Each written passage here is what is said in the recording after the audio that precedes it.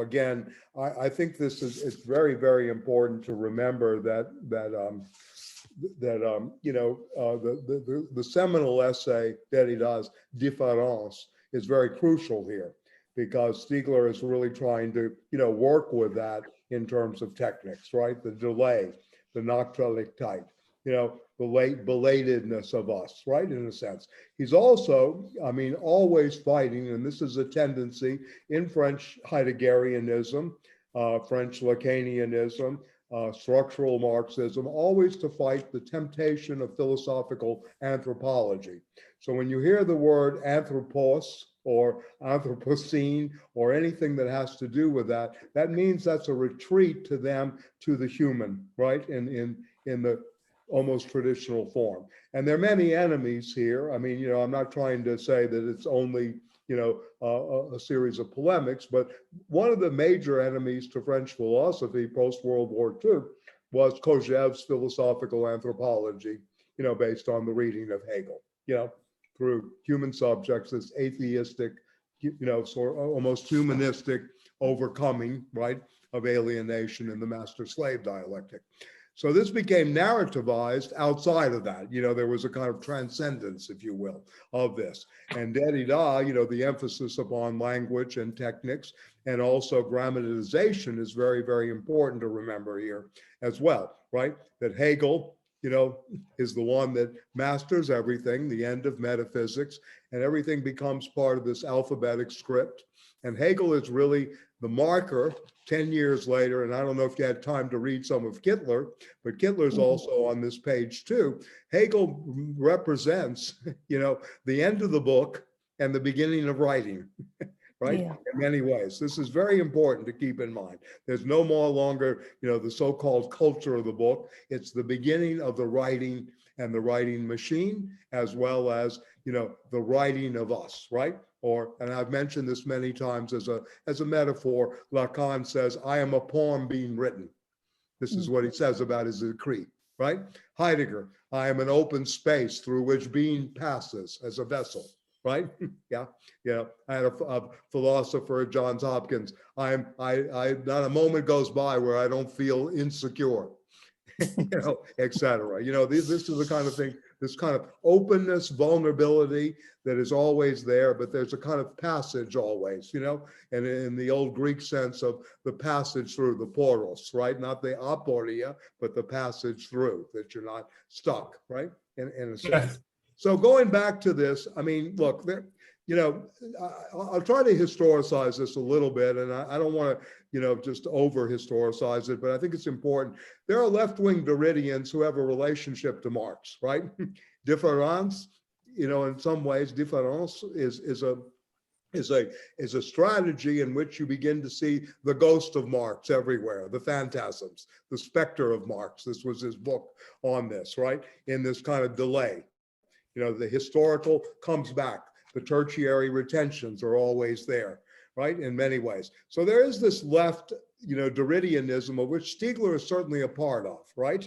Yeah, in many ways. And then there became this right Derridianism that took up the religious aspect or tried to, in some ways humanize him, became more of a, I don't know how to say that. More of a, I think a watered down Derrida, right?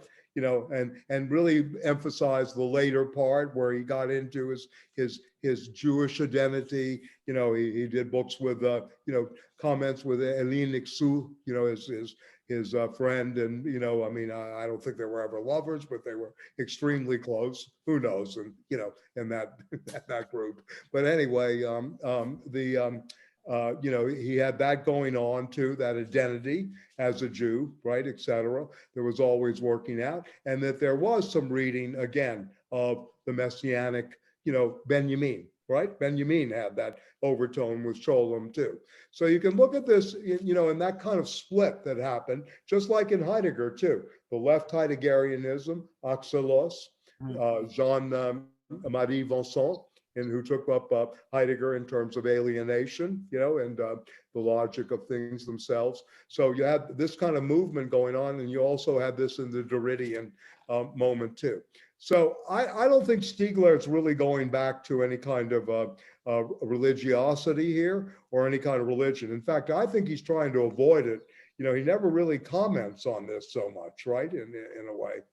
You mentioned well, two things. You mentioned the community, and the idea of the community, which particularly I'm more familiar with Jean-Luc Nancy, the inoperative community, and also Blanchot, seems to me in contradistinction to someone like Agamben, is a kind of community without coercion, which is a movement away from the religious, but retaining some of the elements or the vestigial elements of religion. It doesn't completely deny it or denounce it. And you could say maybe the same thing that Sloterdijk does with the Anthropotechnic is transforms the energies of religion into a secular practice, perhaps, or at least that's the way I interpret it. So when you mention that Sloterdijk and Stiegler had debated, did they debate specifically about the issue of technics and what it could mean for like an idea of human practice, I suppose, which is for Buddhists a kind of way to describe a secularized religion already is for Buddhism, as a practice. I mean, if you want me to do this, I kind of came up because I always know that people want to say, what is Stiegler's politics? So I came up with 3 categories, maybe I could offer that right now to kind of work on the thing. So technics is always, and I want us to think about it, it's always the condition of possibility, right? For Stiegler. It's always the condition of possibility. And the wager is on technics. It's not on man. It's not on choice or freedom, as in the Sartrean sense. It's not, in a way, on the community or the inoperative community that, Nancy and, of course, Blanchot, the impossible community, right? Propose in some ways. And, or my friend John Clark, the impossible community too, an anarchist community who takes his point of departure from Gustav Landauer, who's a very interesting figure, forgotten, and if you're interested in community. So anyway, first of all, there is this, you have to think too in terms of co-emergence, codependency, and co-evolution always with Stiegler. The co is important, it's not like it's the individual here or the alienated worker here in the capitalist. There's always that third term that's working, and it's always in this relational, kind of position. Always think this way. So for me, what you're really getting with Stiegler is a politics of memory, right? A politics of memory. And first of all, the first role is that of art, the artwork, right? And it has a role to undo, right? And to transform the processes of this ongoing synchronization that we're subjected to daily, every day, the synchronization and de-individuation that happens in our techno-culture, right? Yeah, so, and he is looking at, and since we've been reading Cinema and Cinematic Time, he is looking at cinema and new media technologies against what he calls the hegemony of Hollywoodization, right? Nothing new to our ears, but he wants to position it that way in terms of new media technologies and the possibilities of cinema.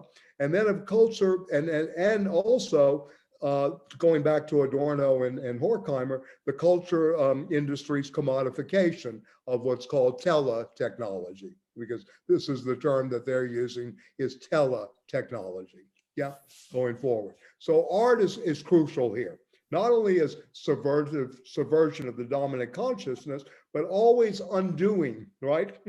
The synchronization that's going on, right?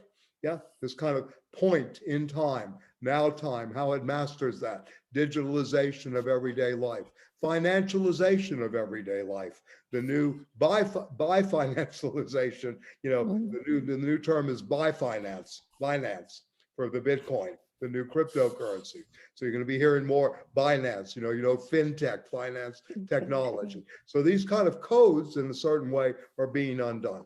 All right. So secondly, going to your notion of community, and I think this is where, he and Sloterdijk are really at, the cultivation of collective individuation through a kind of engagement of the plurification, if you will, are a multiplicity of non-commercial forms of interactive community, non-commercial forms. Kristen, who's with us tonight, tried to do this with an experiment with her class on the Irish workers, right, and slacker culture.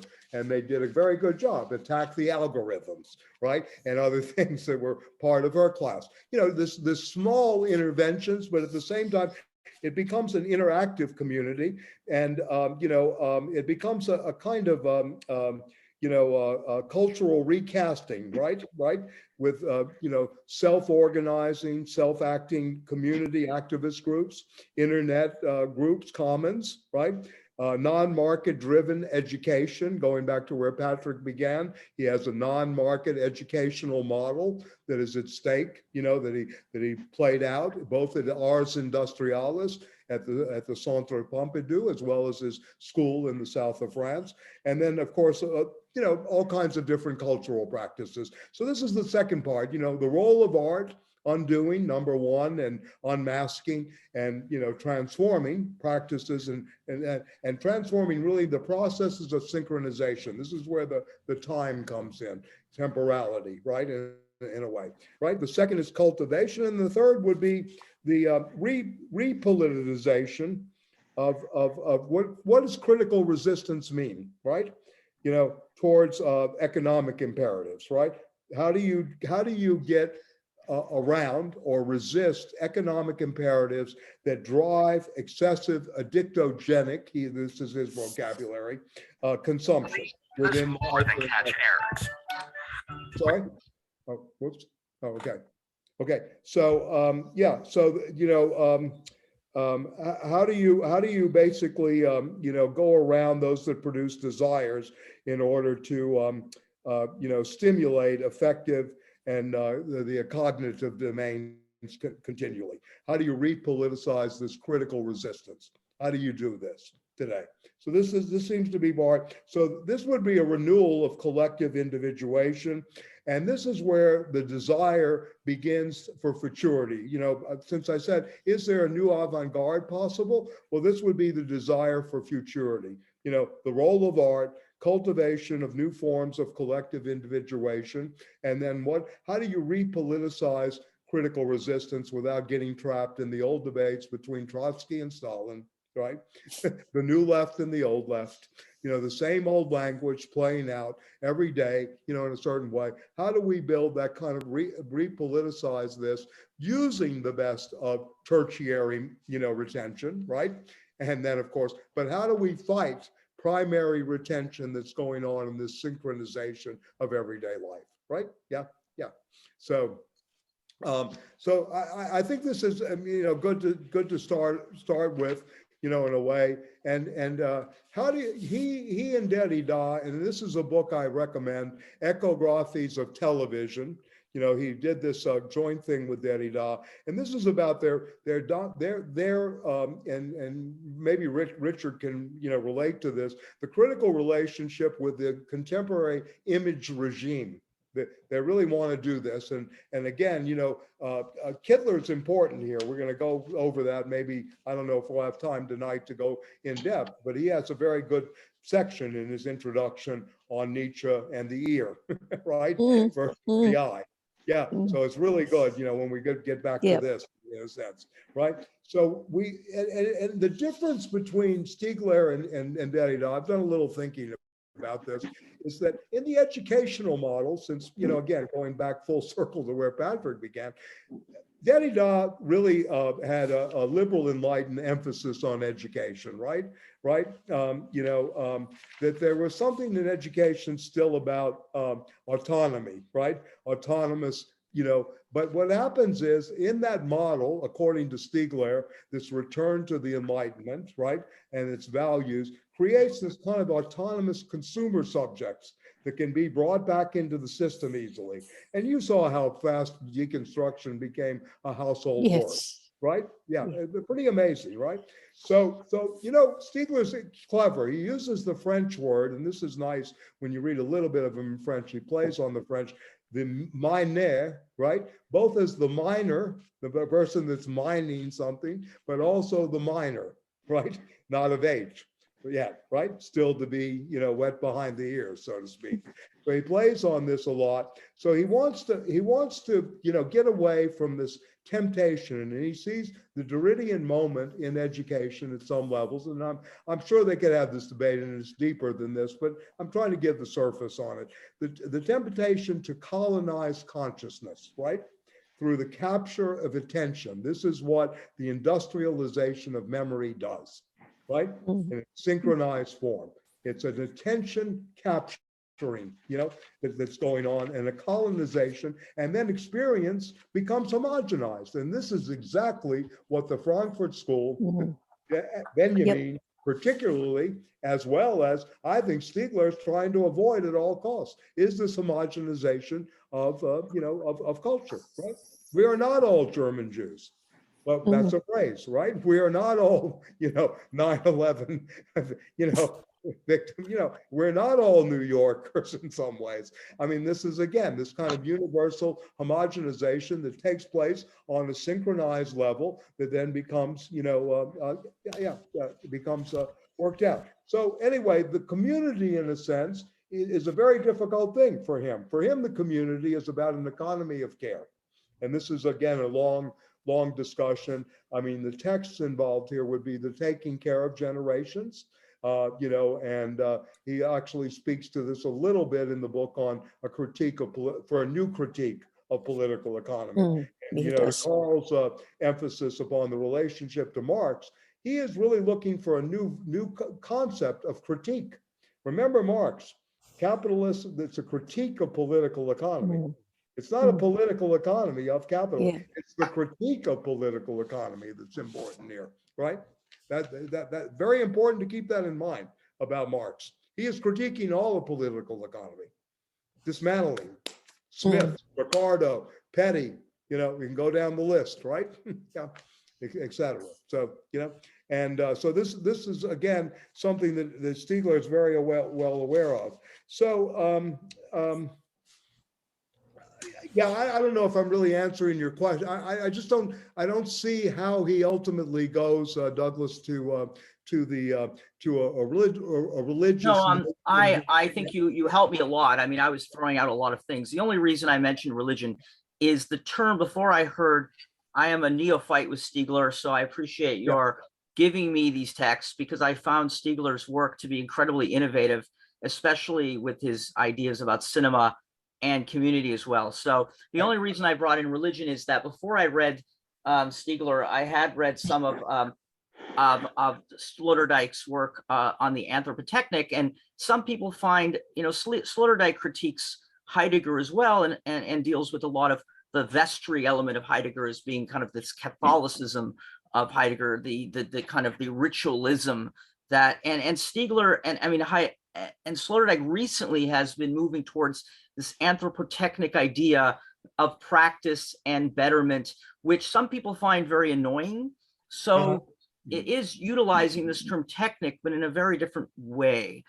And it doesn't seem to be related to the cinema. I thought maybe this debate had been dealing with that, but it turns out that that's more related to climate change. So yes, it is. Yeah. So maybe it's not really relevant to these issues about technics. Well, how do you frame the climate scene, beyond capital scene and Anthropocene? That really was the thing. It was a drive towards language and how does one conceptualize. So it was a struggle in concept formation between two. Okay. Right? I'll watch it. I'm looking forward to watching that. Thing worth thinking about. Yeah. So anyway, I mean, I hope it helps. I mean, I'm trying to get what is the practice here? What is art today? I mean, Josh is with us, Tony's a poet, Richard's a filmmaker, et cetera. Phil's a professional revolutionary. I shouldn't say that on but anyway, we have a lot of artists here, right? As well. I think we all have a different degree of art here. And this whole thing of the role of art, right? And what does it do? Is one role of art today to disrupt, if you will, interrogate the synchronization and this drive towards homogenization of experience, right? Is this one thing that, that I'm extracting from Stiegler? How do you get, and is this something that is producing disindividuation? These processes of synchronization. How do you get to that? Right?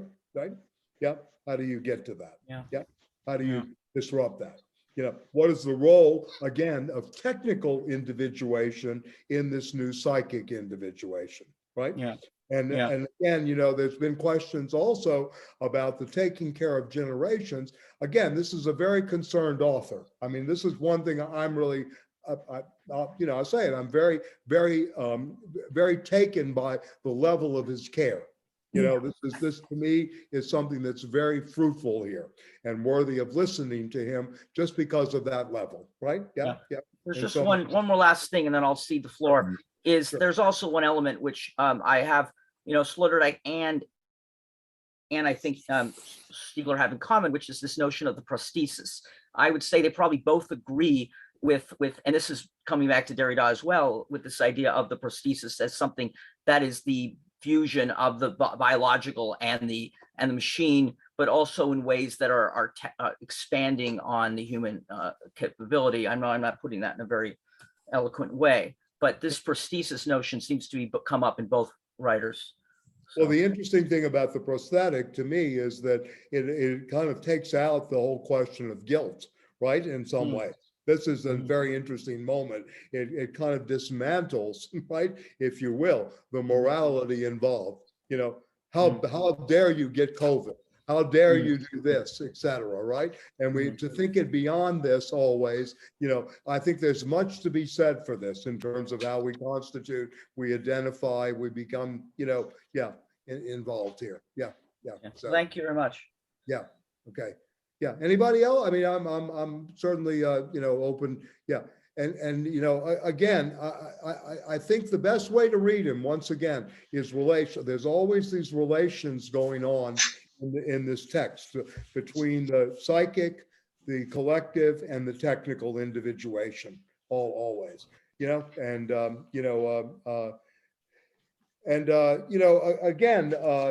how is this a consumer culture? This is one of his main enemies too, right? Is the consumer culture. How is this done, right? Beyond that, I've been rereading Leo Lowenthal. I've been rereading, Adorno and Horkheimer on propaganda.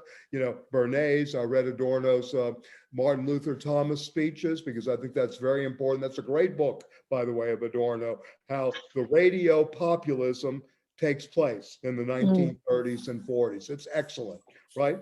Very, very smart. Yeah. Anyway. Yeah. And so this is a very, very, very, very crucial aspect of what Stiegler is figuring out. How these things become synchronized, right? How they become part of now time. Yes, Richard. Yeah. I've been really interested in it's the symbol of the RKO, which is the Eiffel Tower, right? Morse code, and that actually goes back to 1913. The first signal which is sent from the Eiffel Tower is in 1913, and it's to synchronize all the trains. This is it becomes the way of synchronizing trains throughout, particularly Europe, but around the world. And this, of course, is on the eve of the First World War. So, I mean, it just struck me in terms of, Kittler and his interest in terms of war and technology, of course, and it becomes the symbol of RKO because of a business deal between RKO and Pathé in Paris. And the Morse code is saying a radio picture, right. Another radio picture. So this connection between radio and picture to me is kind of a very interesting shorthand. And then I looked again at the passage from Civilization and Discontents that Kittler focuses on. It a lot of people do, where he talks about the effect of tech prosthetics on human beings. And it's not a question of religion doesn't come up, but No. gods come up a lot. Gods come up in terms of Stiegler, Prometheus, who challenges Zeus, what Freud is saying is, on one hand, these fruits of civilization, such as related to technology. He points out that Freud doesn't mention film, but including films, make human beings more godlike. But at the same time, they demand a kind of that human beings be civilized. And so, this creates this, you could say, desire to become uncivilized, which is very interesting, when you consider that this first signal from the Eiffel Tower happens the year before World War I, which is the great explosion of this technologically civilized society, of Europe, symbolized by the parliamentary system of Vienna in particular, which is in the process of breaking down into chaos, and so that it's just a very so gods seem to me to be, and our godlike possibilities as they meet our this greater and greater frustration of needing to curb our godlike, our ability to, our feeling of being godlike, and yet at the same time, the effect of this synchronization, you could say, at the same time. It's and Kittler's emphasis on war, that war is really, and of course with Virilio too, that somehow war is a key element to thinking about how the role that this technology plays, or how it's developed and such. Right. Michael.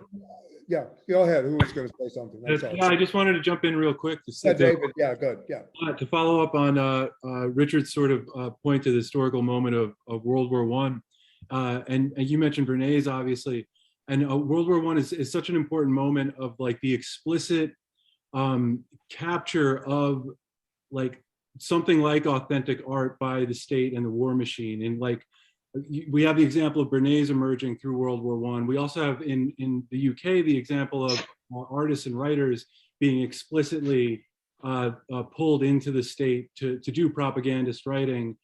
The exclusion of like a couple folks who decided not to join in, and so like the early days of not just consumer society, but the early days of mass communication being something that blurs the line purposely between art and strategic communication in order to, like through mass communication, in order to inform and capture energy for the war machine. It's like a fascinating moment for Stiegler as well. So just the moment of capture of art for Stratcom and that kind of promotional culture is I think a fascinating moment.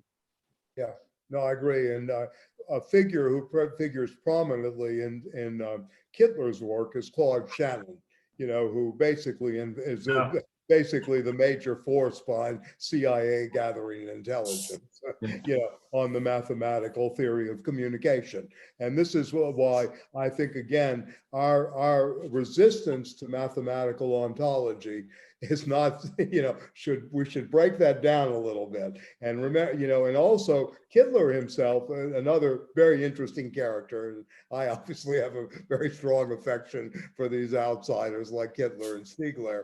But, in Kittler's case, he wrote a book called Music and Mathematics, two volumes as well. So, these are not people that are just, quote, in academic philosophy or in, these are people that are very much like Descartes and Spinoza were in the 17th century, people of the world, or Leibniz, very much involved in a sense. There was not this separation, if you will, between the proverbial ivory tower or the, So Claude Shannon is a very, very important figure for today too, with Norbert Wiener and others, but Shannon's not talked about at all. Wiener, the human cybernetics, the human use of human beings.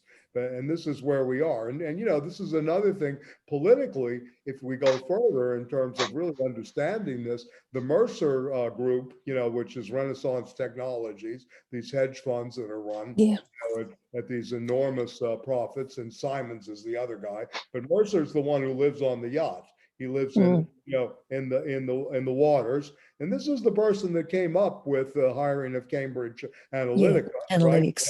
right? Analytics to basically put Trump in the White House, and they're not asleep, believe me, folks. They're not like Sleepy Joe and Wendy Sherman. They're not asleep. They're not on the job. Josh, you want to say something? Oh yeah, I actually was like, I had this curiosity to see the boat, Mercer's boat. So I found some pictures online. And the thing is covered on the inside in these really crazy paintings, but a lot of them feature the owl flying at night. So I don't know what that means.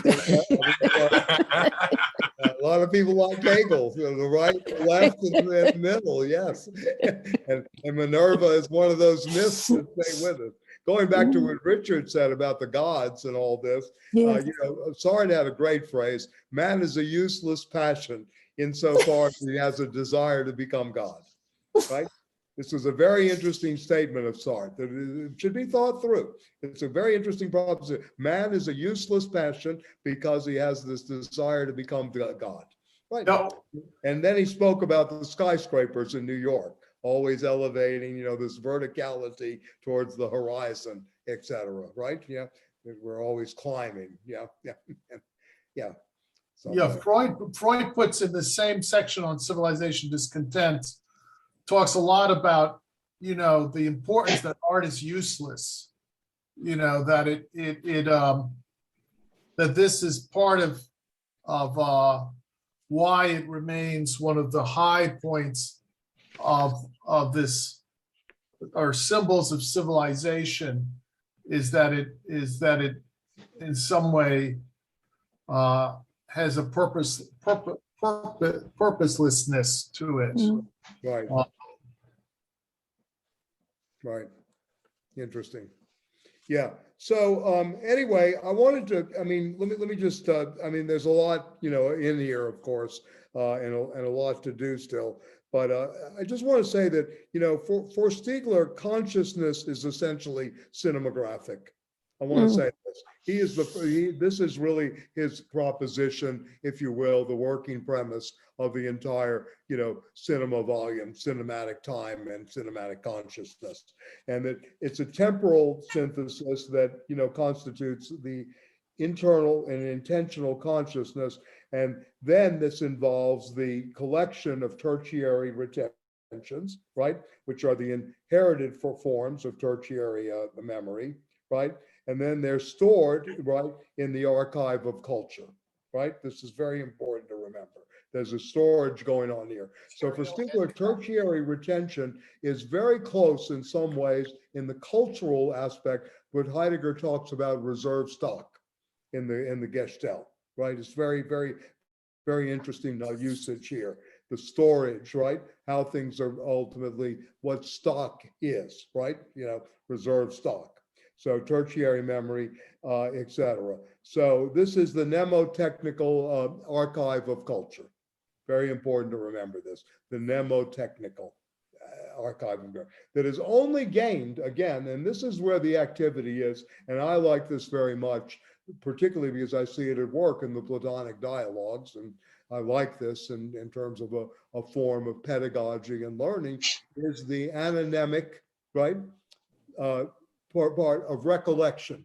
Recollection is a much more active thing than just memorization, than just synchronization, taking of the test, teaching to the test. So the anonymic is a much more active process of actually learning. You have to retain, as well as protend, right, together, right? You have a retentional and a protensional structure, always working in this anonymic. And he's very aware of this too, right? Right? And so the secondary, relations, or the individual recollections, your secondary retentions are individual recollections in this, not tertiary, but the secondary are your individual recollections. And then they in turn, contaminate the primary retention, which is supposedly the lived experience. So this is where the pharmacon always enters into this moment. It becomes both the poison and the remedy, right? So, so this is how we temporalize consciousness, right? This kind of threefold movement, if you will, for Stiegler, in this intentional structure of consciousness in cinematographic time, yeah?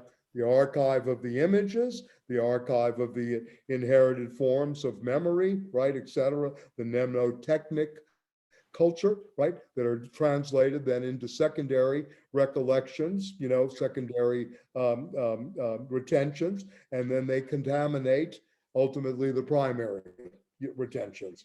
And this is where how we begin to see time cinematically, right, in a sense. So, so for Stiegler, again, I want to emphasize the compositional aspect of this, that there's always a coexistence. There's consciousness and technics coexisting, the becoming of the technical, always already there and co-developed together, right? In a way, always already there. Yeah, in this sense, right? So this again, I think is very subversive once you think about this. Yeah. So yeah. Anybody on this? I mean, I watched a lot of movies, obviously. I mean, I watched Idol, South Korean film I recommend, movie recently. And, I'm going back now I'm teaching a course on biopolitics. I'm going to use the 1977 version of Invasion of the Body Snatchers. I think it's very political. Donald Sutherland is great. And, I was going to use the original maybe too. And I love the Abel Ferrara Body Snatchers, but I think the acting's, except for Meg Tilly, is not so great. Or Jennifer Tilly, I think. No, Meg Tilly, I think it was. Where are you going to run to? Where are you going to hide? She has a great role in the Ferrara. And then the Nicole Kidman. There are 4 versions of the Body Snatchers. But then I also watched Blade Runner again, right? And again, the Tyrell Corporation, the replicants, and all of this too. So in a way, this kind of fits with the techno culture in many ways. And but I'm just thinking about cinematic time. Ridley Scott does Blade Runner in 1982. He does Alien even before that. So yeah, this is pretty amazing. One of the things, Michael, and this is, I'd be very interested in the film people. I know that there's a lot of you that are very film. I think it's on page 17 where he talks about. Is this Stiegler or Kittler? Oh, are we? I was talking about. Talking about both, but I mean, I have no problem going back and forth. Oh, okay. I haven't gotten to Kittler yet. So. You're talking about Stiegler, page 17? On page 17 of the Technics in Time, where he talks about, and I thought I liked what he did with the phonograph and the reworking of Husserl. I thought that was very clear, and useful. And when I first read, this idea of consciousness as like being like cinema, I thought, yeah, that makes sense.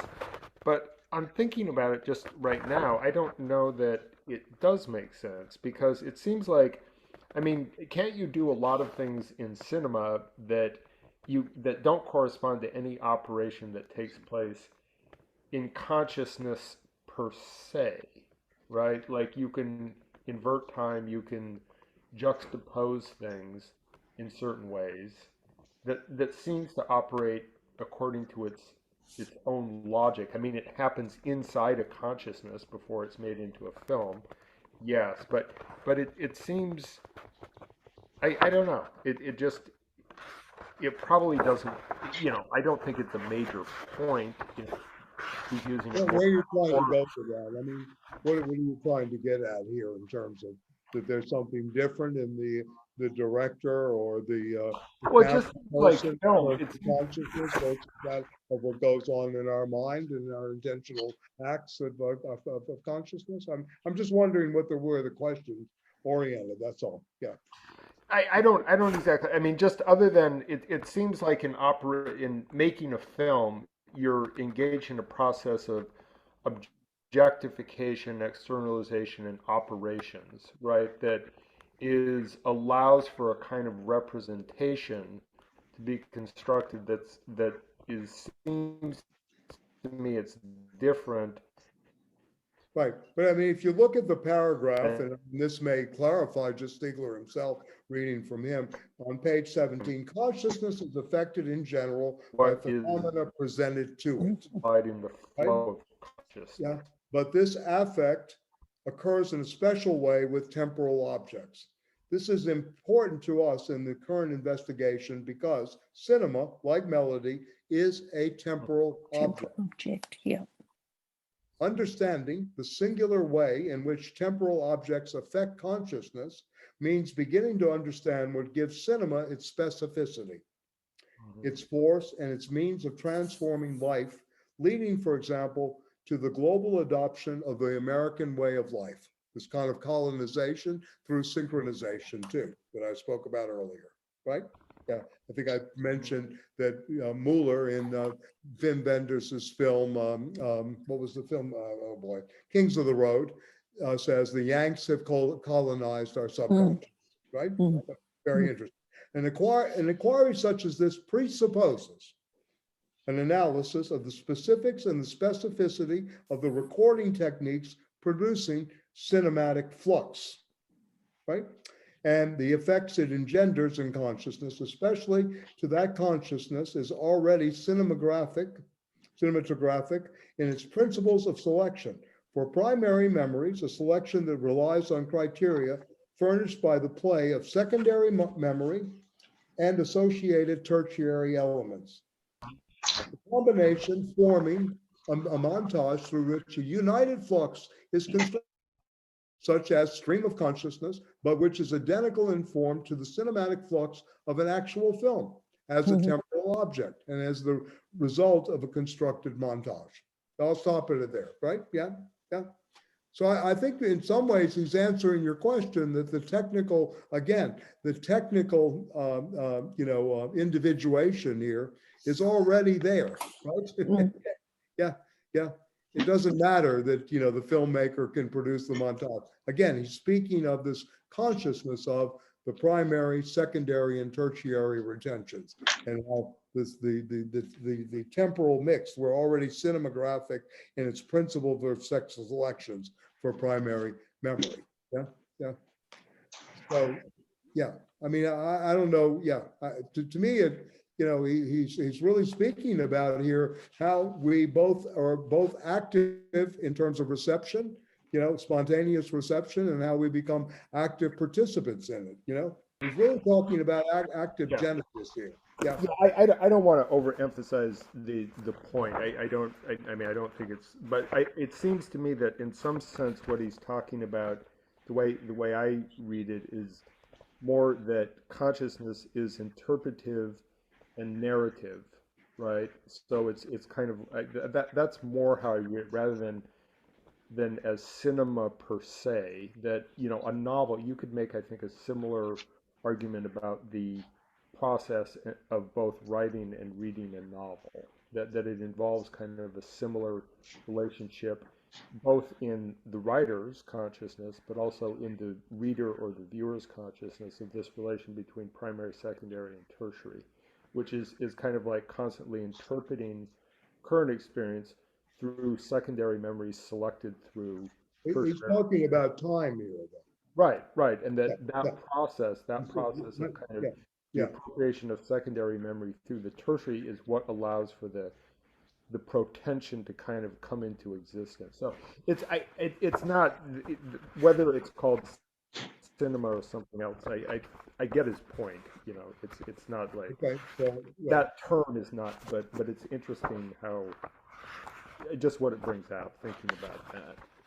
People who know more about film could probably, say more about this than me. Well, I mean, the question here is time in cinema. He's claiming that time, right, in consciousness of time is cinematographic in the 20th century. This is what he's claiming. Benjamin claims film to be the high art of late capitalism, Yeah. right? In the work of art in the age of technical reproduction, right? I mean, Richard's pointing out earlier, like Mussolini, the Eiffel Tower was sending off signals about running the trains on time. And RTO begins to use this, right, in many ways. So, I mean, I think it's worthy of thinking this both, diachronically, if I can use that language, as well as, in terms of how it's synchronized. But, it's really, again, he's looking at temporality here. This is, again, cinema as time, not being time, cinema as consciousness of time.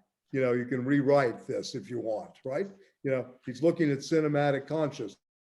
Then he's going to go on, of course, and he mentions Bourdieu later. He's well aware of the contemporary French scene. He mentions Bourdieu later in this book. We're not reading that section. And then he also has a whole section, but he has a whole section on what happens in the educational institutions with times and rhythms, etc., and the taylorization of the kindergarten, the taylorization of the schools, the use of clocks, the use of masks. What are we going through right now? Isn't this a kind of retailorization in terms of the testing everywhere, et cetera? We have to think about this. What is really happening here in terms of new forms of social control? And I'm not anti-vax or anti, all this, but we should really think about this. So how this temporality is being framed by the state now, in our own lives, and with this global pandemic that some people are wishfully hoping is an endemic now. I don't know about that. I've been hearing stories now that the Omicron variant, if you've had it, you only are immune for another month. They're showing cases now, where the variant comes back, you can be reinfected. So, I mean, this is, it's ongoing. So anyway, Carl, I mean, I hear your point, but again, he's looking at structures of consciousness here. This has a very long, again, philosophical history that goes back to Husserl's internal time consciousness, how we constitute images, how we perceive, but how we constitute. And he's using these three terms, primary, secondary, and tertiary, in terms of retention and, really trying to see how this is operating. And his point is that somehow time is cinematic consciousness, right? Yeah, this is where we go to really understand.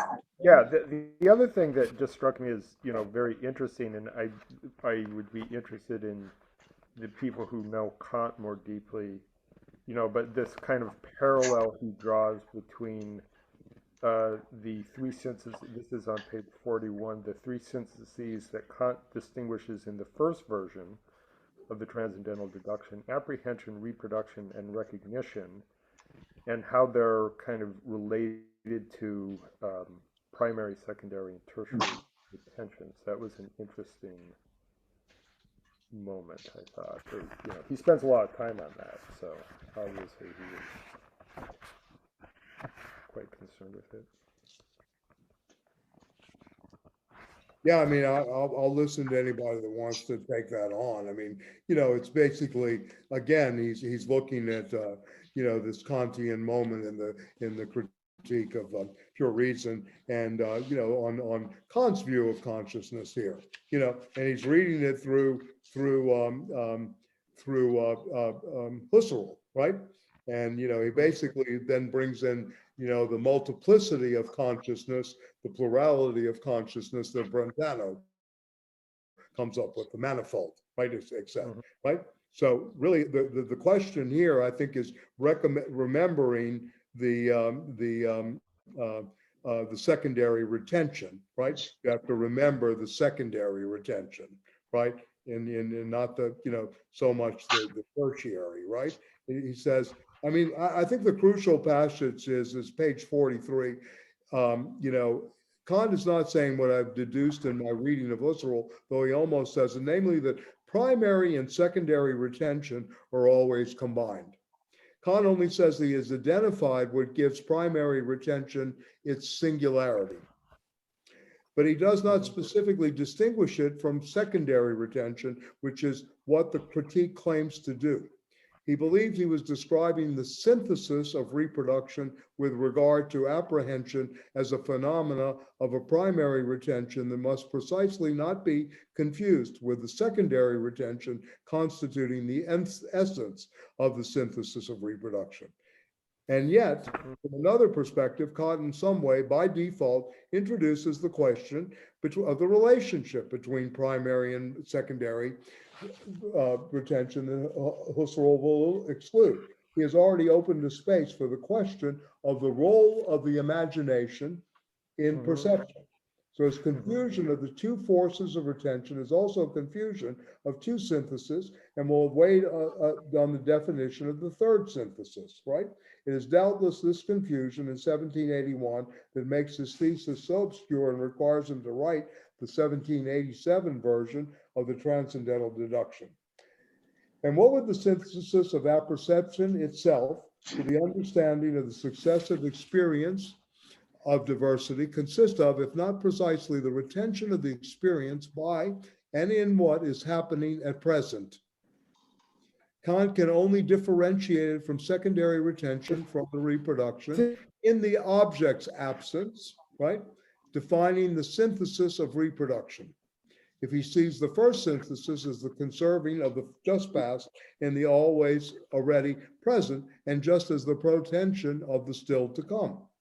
So, again, he's taking this on step by step. I mean, I really wish I had a blackboard. I mean, I do have a blackboard, but it's not large enough to really just diagram this out in some ways. When we get back in person, or you guys are connected up, I'll go to the blackboard and do schemas of this kind of retentional finitude that he's actually looking at too. The limit in Kant. The way I kind of read it is, and again, I'm working off of memory from long ago, but that what he, recognition is in some sense the act of, there's a kind of a synthesis that takes place in the imagination, and he's relating that to tertiary retentions. Both of them are what make possible the thinking about the future, what he's calling protension, right? That he's kind of that's how I read it. Yeah, and okay. I don't know if other people who are deeper into Kant would confer with that reading, or if they think he's actually doing something else. So. And I know you don't like Kant, Mike. Well, I'm not. I brought back from New York the critique, the Cambridge edition, as well as a couple of other texts by Kant. Yeah. I mean, I wonder what if Patrick wants to chime in on this. I would,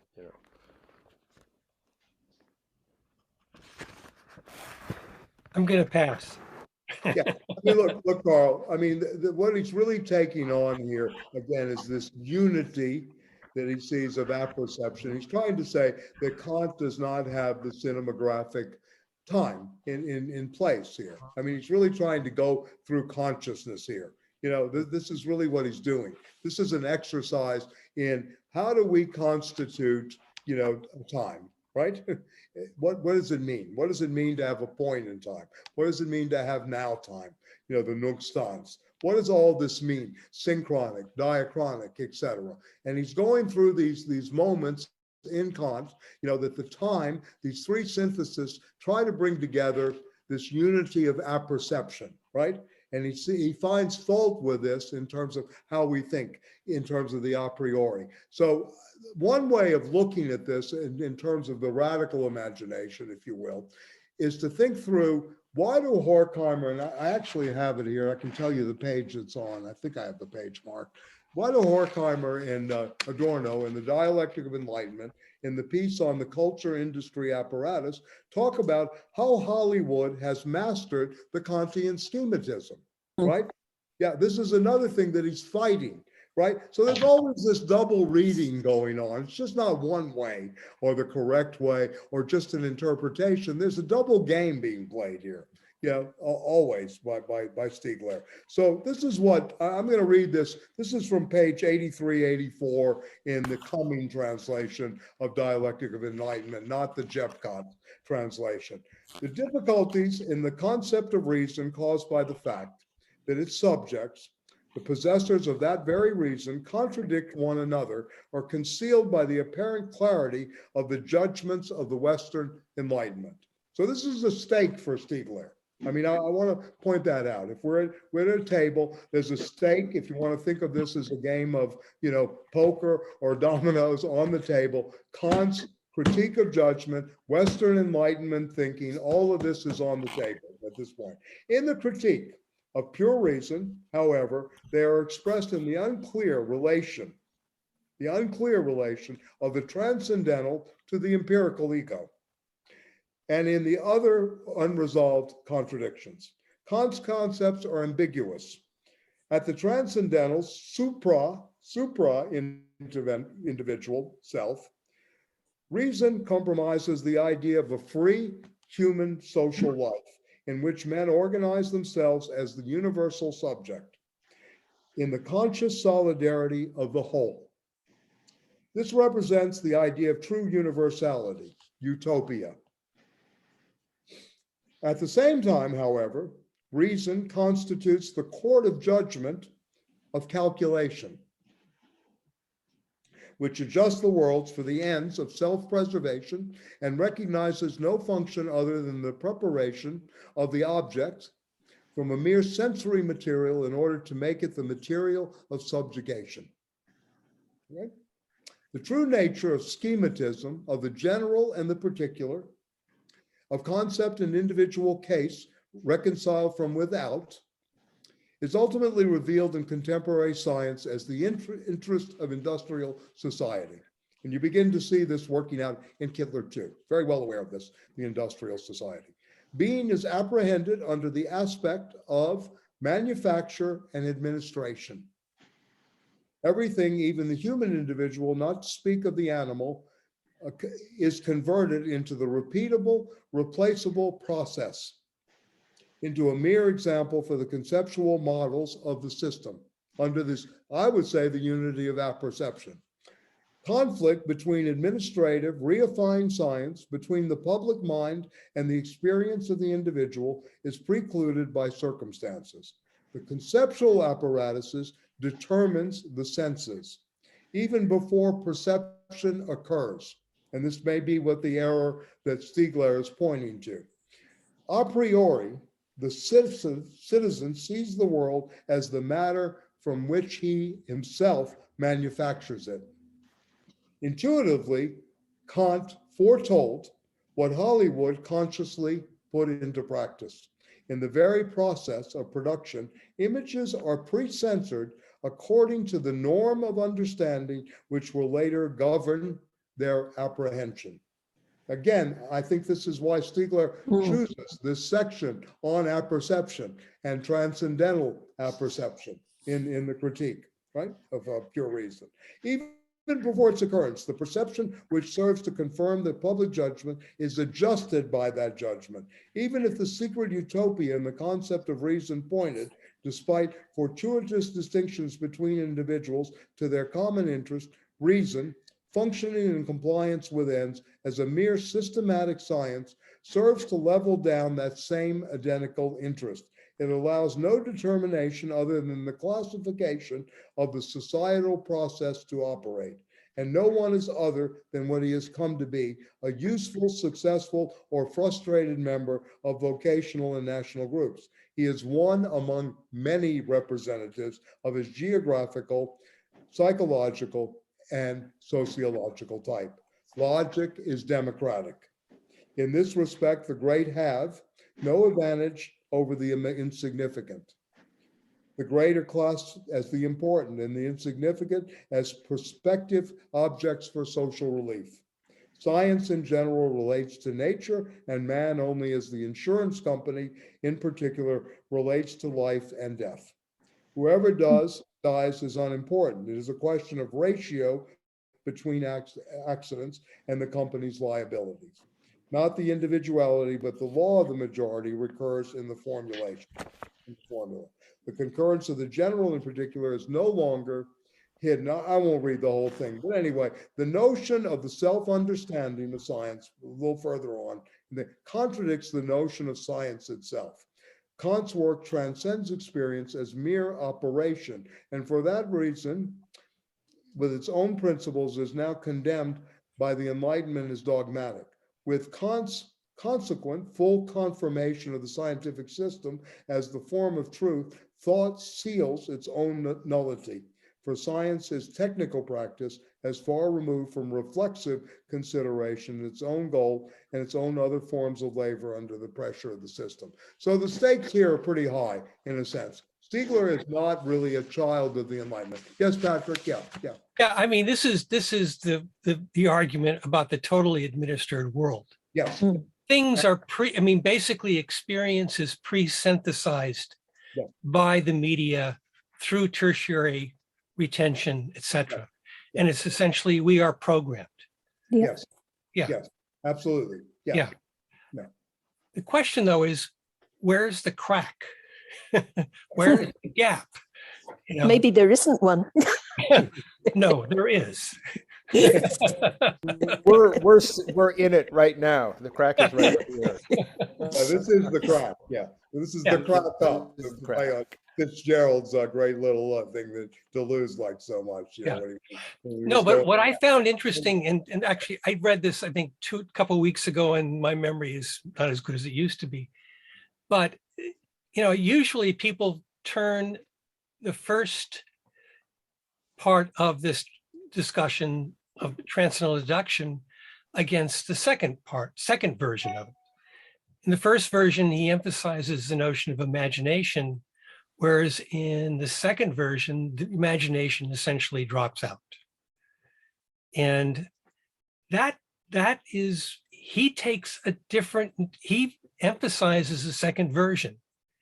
And it could be that, well, I don't know, I'm just gonna float that out there. What do people who have read this more recently than I have, what is that argument that he makes between the two different versions of the transcendental deduction? And why does he basically advocate for the second version when Heidegger, Marcuse, and all these other people essentially wanted to focus on the first version and the importance of the imagination? They don't really see a difference in basic terms. And I'll read from Stiegler here too. This is page 47 from what Carl directed us to on Kant. Stiegler, the two editions thus differ considerably in mere interpolations. There's nothing more than a formal gap. Nothing basic is affected. The two editions of the Critique that are contemporary with Kant are published as one which Kant himself suggests. This loss, which is small and can be remedied by consulting the first edition, will, I hope, be compensated by the greater clearness of the new text.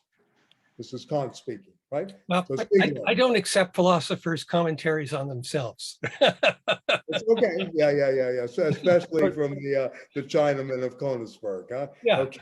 In short, there are two profound contradictions between the texts of 1781, going back to your point, and 1787. But Kant categorically wants to maintain his own consciousness unitary flux. Yeah? And remember, the unitary flux is the key word here, because Brentano later will go to the manifold of flux, right? On the several senses of the word of being, of the manifold of the word being, right? During the 6 years between them, then with thought, though without negating any aspect of this period. Yet from 1781 to 78, what took place other than the passing of time, question mark.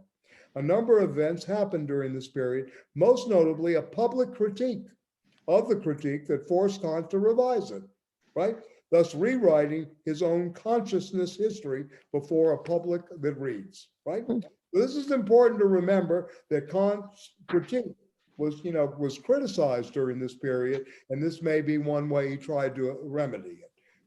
Again, I think Heidegger, Marcuse, many others, Lucio Coletti is very good on this, by the way, the Italian philosopher, in a book called Marxism and Hegel. Very, very good on this, on the section of Kant and dualism and the subject object, But anyway, he wants to go on. He says, consciousness can only become self-consciousness when it can be externalized, right? So you need the technical, individuation for this, objectivized as traces, a very important Derridian word that Stiegler takes up, right? Through which at the same time it becomes accessible to other consciousnesses. And though Kant could not, any more than Husserl, conceive of some kind of tertiary retention, clearly the literal recording of Kant's own flux of consciousness, as he wrote it in the Critique of Pure Reason, is the essential condition for all conscious activity, which is the critique's goal, right? Kant's thought, can only be presented to us as a hook. And this begins an important part, right? As a hook, just as it presents itself to him and becomes present in him as he rewrites, i.e. in his montage, facing himself on the piece of paper as projection screen, as support, and a backdrop of his thought, his understanding's veritable crux. This is why Technics and Time, too, I cited his answer to the question, what is enlightenment? He also goes there in his book on education, very important in states of shock, on education and stupidity in the 21st century. I understand by the public usage of our own proper reason that which someone makes of it as a scholar before the entire literate public. That is to say, obviously, insofar as the public can read and write. It is well known that Kant wrote nothing haphazardly. He could focus and identify the unity of conscious apperception by which he knew himself only through the possibility of his being able to write, to preserve and order the primary and secondary retentions, that is, the synthesis of apperception and repetition, constituting the imagination is his forgetful consciousness, in which memory is finite, in the form of tertiary retentions, the written senses of which the critique of pure reason consists, that have been inscribed, have been filled, preserved, selected, and arranged. Preserving, differentiating, comparing, and finally assembling them into the unity of the book, which is simultaneously the unity of his thought. This is what Kant can do with the sentences as objective materializations of his primary and secondary retention that makes his memory manipulable. Between 1781, 1787, made a leisurely, and he chooses his words right, re-examination of the passing flux of his own consciousness, right? Researching into the ongoing unity of his own flux of consciousness to come, in that he could fix, identify, and unify his diverse thoughts by materializing them in writing. he became his own object of study and thus could become the object of a reflexive critique of self-consciousness or self-construction. And so Kant could and could only proceed to an examination of the conditions of his possibilities, which were also the conditions of the possibility of all of his objects. These control conditions were precisely the ones for which Heidegger reproaches, to go back to where Patrick started this, Kant, accusing him of neglecting the most extreme possibility. Kant recoiled in front of this imaginative synthesis. He uses this word, he recoiled. He stepped back in horror. Mhm. And this is the debate right here. I mean, I want to say this, if you want to take this up deeper, I mean, we can do another course on our perception, but anyway, this is crucial for understanding the Cassirer 1929 debate between Heidegger and Cassirer, which is, world famous at this point. Mhm. The question of the reading of Kant and where Kant flinches and where Cassirer won't go as a Yes, neo-Kantian and imaginative. And Michael, can I just add a footnote to that? Of course, yeah. And for anyone who wants a kind of like intervention from a later date, there's a really great book called Humanism of the Other, which you're probably familiar with, which is Levinas's, who attended the Davos debate. It's on this kind of confrontation or this intervention between Heidegger and Cassirer, which I think you're referring to. Yeah. Okay, just throwing it out. Yeah, That's a no great- problem. Yeah, thank you.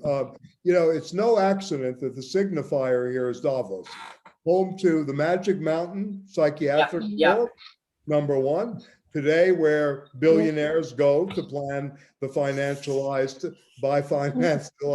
future, right, et cetera. The place of Hans Castorf, the great debate put out in Magic Mountain between Settembretti, and Nafta, the pinprick Jesuit, basically the Lukács Heidegger debate, right there, in novelistic form.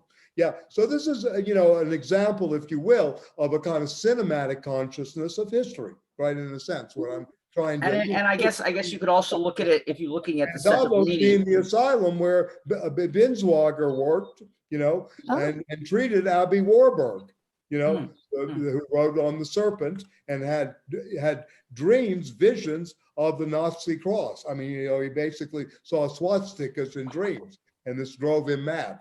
And he had to go. And the conditions for him leaving the hospital, Binswager's condition was you finish your dissertation, on the Hopi Indians, right, et cetera, and the Pueblo, in New Mexico, and then we'll talk.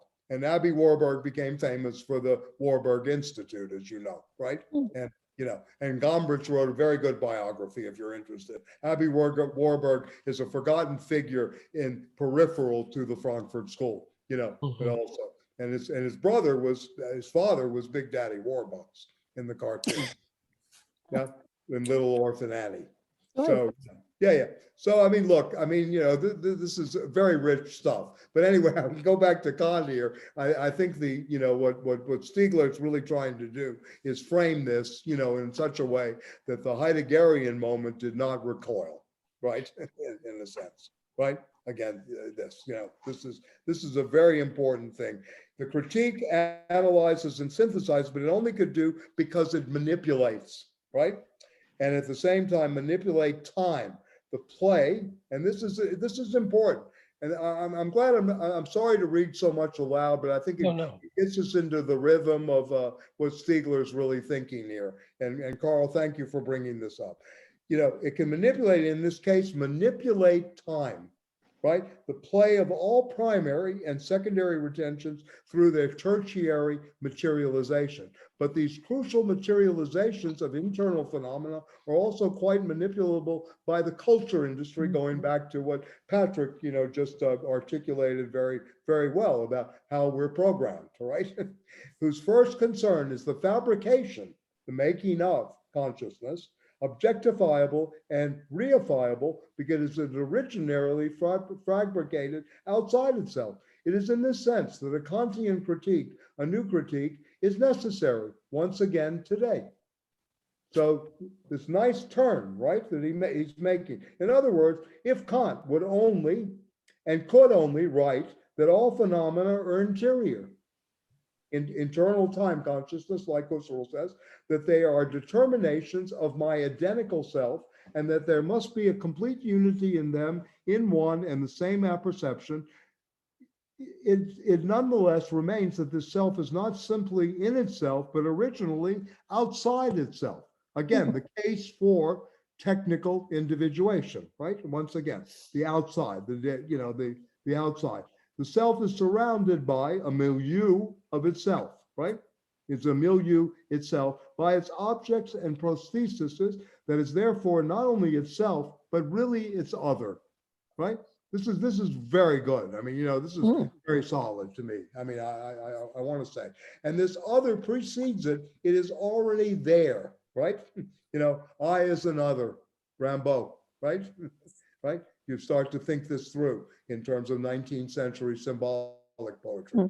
Is already there as an unlived past, Interesting. That is only one's past on condition that it becomes one's future. Right? This structure of prothetic precedence, which produces the possibility of retentions, tertiarity, is consciousness's projective support, allowing us to inherit the past of all preceding consciousnesses and that of ourselves. At this moment, all members of the public reading Kant's book, it is also what allows to project, to imagine a future. So really, this is the crack. This is the gap. I hear you. It opens up possibilities. But beautiful. Yeah, absolutely. The future, right? Mr. Gitz, what don't you have? He asked, remember John Huston in Chinatown? What don't you have? The future. The future. The future, Mr. Gitz, right? A wonderful thing in this moment. The future. How rich are you? 30 million? Oh, maybe more. Yeah, he's great in this. What don't you have? The future, Mr. Gitz. Oh, anyway, yeah. So this is what we must explore with respect to schematism, right? Next, right? So yes, this is the crack. Very good, very good. The future. What is that? What is this futurity, right? As we go forward, right? This is what we must not explore with respect to schematism, and we'll also give the opportunity to investigate section B of the transcendental deduction, right? And then he goes on to images and schema, and he has all these nice things in the Greek, the thing, and the conception of number, and then of course schema is construction of a concept, but also in the Greek word schema means figure, right? The construction of a figure, right? Figure ground, if you will, in the old sense, right? Is really happening here too. So anyway, I don't know, Carl, does this help? I mean, I wish I had again, a blackboard to do it, he goes further. I mean, this is again, a dense section on consciousness. On page 63, the flashback, the catalyst of Husserlian cinema. So you might think of this, Husserl tried to imagine the history of philosophy as the museum, paintings framed up, right? You went into the memory of this through the museum of images and the paintings, the history of paintings. What Stiegler's trying to do is look at the history of philosophy, if you will, and how we see and hear through the cinematic time now. And he sees these philosophers, especially Husserl, as predating this. And Husserl is working. I mean, he thinks he dies in the late 1930s. So part of cinema. He did not get to World War II, or at least anyway. Can I just want to? I like the way Patrick framed that as here's the crack, and I think that really comes out also very strongly on page 57, where again he's talking about interruption and interrogation, and that the tertiary is what makes possible that interruption and interrogation. And the other thing I just wanted to point out before we jump, I do think he is, trying to rework Kant's third synthesis in terms of his notion of the tertiary retention. And on the bottom of page 45, he kind of introduces that idea that the third synthesis is what arranges and assembles the first two. They are equivalent to cinematic rushes and inserts into a single unified temporal flux, thus forming the cinema of consciousness that is projected, having been protended towards its becoming. So he does, I think he's trying to, and then what's interesting, what we just went through that's fascinating is then he looks at Kant's own practice, right? And says, that what Kant didn't get was the tertiary retention is, the basis of his own reworking of himself in his own past. Right? Well, I mean, you think of the movie Heidegger, right? What does Heidegger do with being and time? He reworks all of being and time into time and being, right? In a little book. That's the completion, if you will, of being and time, the projected ending. There's this reflexive, self-recognized object there at work, right? Many ways. Yeah.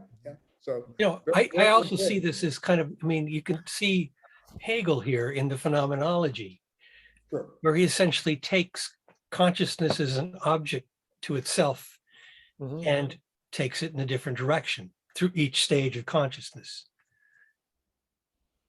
Yes, certainly.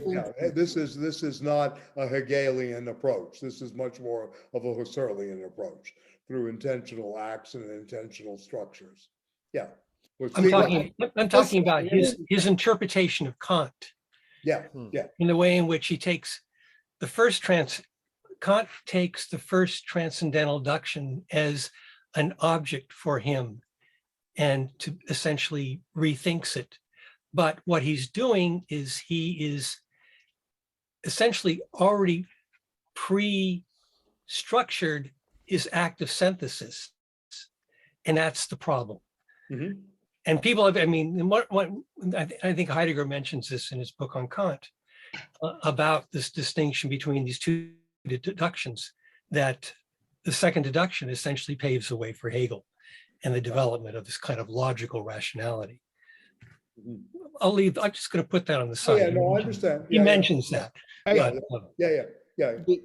One thing the relationship here again between Stiegler and Kant is important because the relationship is between Kant, Husserl, and Stiegler, right? Oh, yeah. This is what's happening here. The Hegelian moment is not really here in a way in terms of consciousness and self-consciousness, and of course the lordship and bondage sections and the translation to reason. Yeah. I think if you take it back, go ahead, Carl. Go ahead. I think if you take it back to the preface of the phenomenology, where Hegel really lays out his methodology in the phenomenology. Yes, absolutely. That's what I'm thinking of. But go ahead, Carl. Yeah.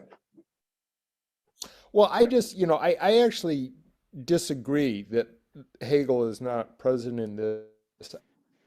I guess because, a lot of, like this section we just read, to me is very, accessible at reading philosophy in Hegel and then Marx, how he reworks, the phenomenology through the objectification through labor in the 1844 manuscripts, and then sort of on through, the whole Lukács, Sartre, and then, in a different way, Bourdieu. They're all talking about a very, very similar process.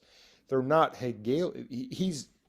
Stiegler is not a Hegelian, but it seems that was kind of a fundamental transformation that takes place in our thinking that is very present in this book. It almost seems like a taken for granted, that he doesn't even really need to cite this anymore. But a lot of what he talks about in terms of tertiary retentions and techniques seems to me very much out of that, he's in that stream of thought, to me, very, very much. That's how I read it.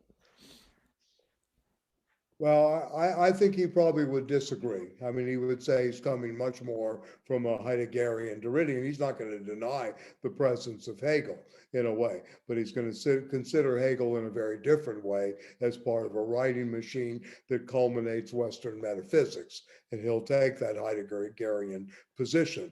What he's interested in, again, is this internal time consciousness, right? And how that can be, used in terms of looking at what is cinematic time. Why is that our time, right? Why is he doing this, in terms of cinematic consciousness? He's looking at consciousness as cinematic, as production and reception of images, right? And the cinema as this tertiary retention and this place of production. So I'm not so sure, I mean, you have to think about this. If you want to be clever, I guess you could say towards a Hegelian cinema or towards a Kantian Husserlian cinema in some ways. Who are the Hegelian cinema makers? Well, I mean, we talked about this with Abel Gance, in the Benjamin piece. Who are the epic filmmakers? The Griffiths, right? In a sense, his Birth of a Nation, a kind of Hegelian attempt in cinema versus the Godardian deconstruction. Especially the Godard of the 60s, through some parts of the Goran group, the Ziga Vertov group of the 70s. So I think this is important to keep in mind, to keep these histories going. Then the standard stock, Hegel overcame Kant and Marx then inverted Hegel and made it labor and stuff like that. Yeah, that's a narrative that we know, and we know it's there. But Stiegler, again, is trying to think way beyond this in the sense of, this leads to a new kind of anthropomorphism, a new kind of anthropologism. And this is where he's really trying to avoid here. That's why this is about consciousness. Yeah, I guess I just see it more as a continuity than rather. I mean, it seems like one way you could say it is he's using those insights that are, in this kind of transformation of Hegel that takes place through Marx and then the rest of, the philosophical tradition to essentially reread and rework Husserl, right? I mean, it seems like you could read that, that he's enriching our conception of it rather than it's either this or that. It seems like there's more. Yeah, we have a tendency in North America. They're very different than the French and the Germans. The French, grow up with Marx. It's force-fed, especially this generation of Stieglers, right? And Marx is almost like kind of taken for granted. They all start out Marxists, but then they become, kind of like looking at this in a different way. The Althuserians are very anti-Hegelian in some ways because they think Spinoza is a greater influence on Marx. I mean, this is a very difficult thing to really talk about because we're importing, if you will, through tertiary memory, if you will, again, the Hegelian Marxist background to all of this. And I don't think Stiegler wants to just do that. He's looking at cinema, right? This is way beyond just that the debate about the dialectic and what that means and all of this. He's really looking at this in terms of how does one ultimately get to this potential projection? What is this language of projection, protension, retention really doing in terms of time? What is time in Marx? For Heidegger, he says Marx is the last humanist. Yeah, in a way. Yeah.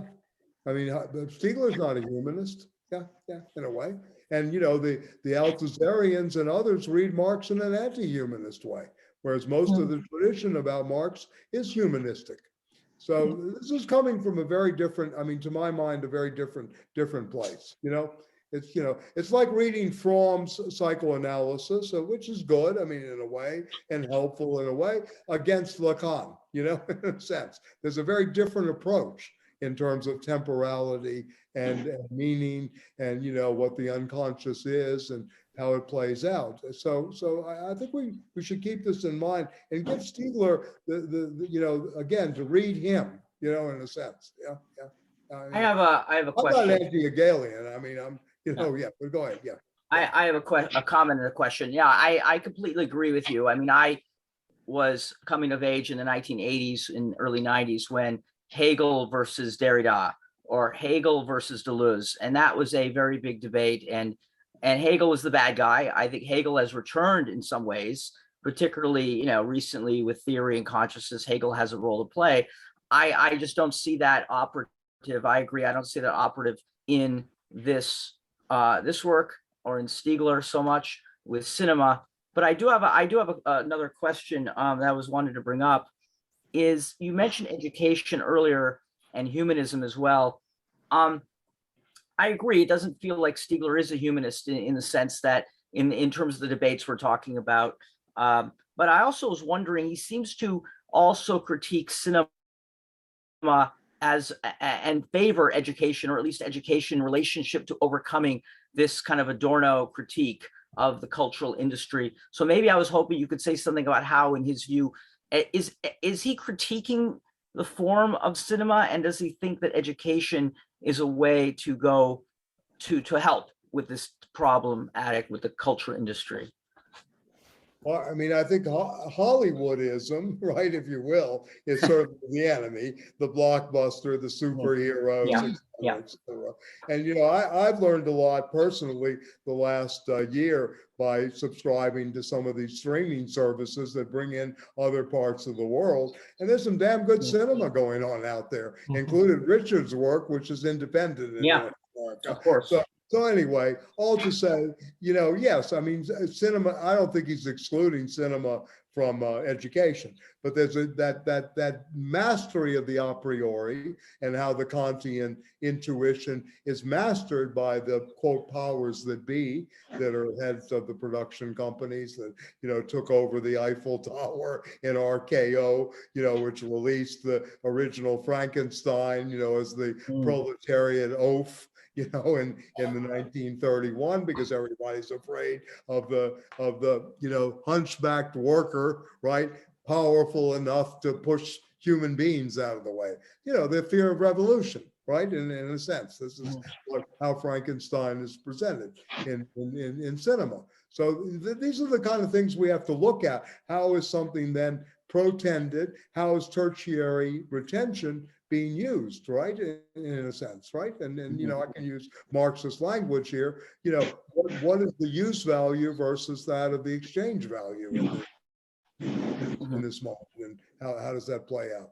So so I don't think he's he's not going to say cinema shouldn't be part. It should be active part of one's education. That's part of the problem. I mean, but the critical consciousness has to be there. I don't think he's just looking at, you're going to just read text, for him.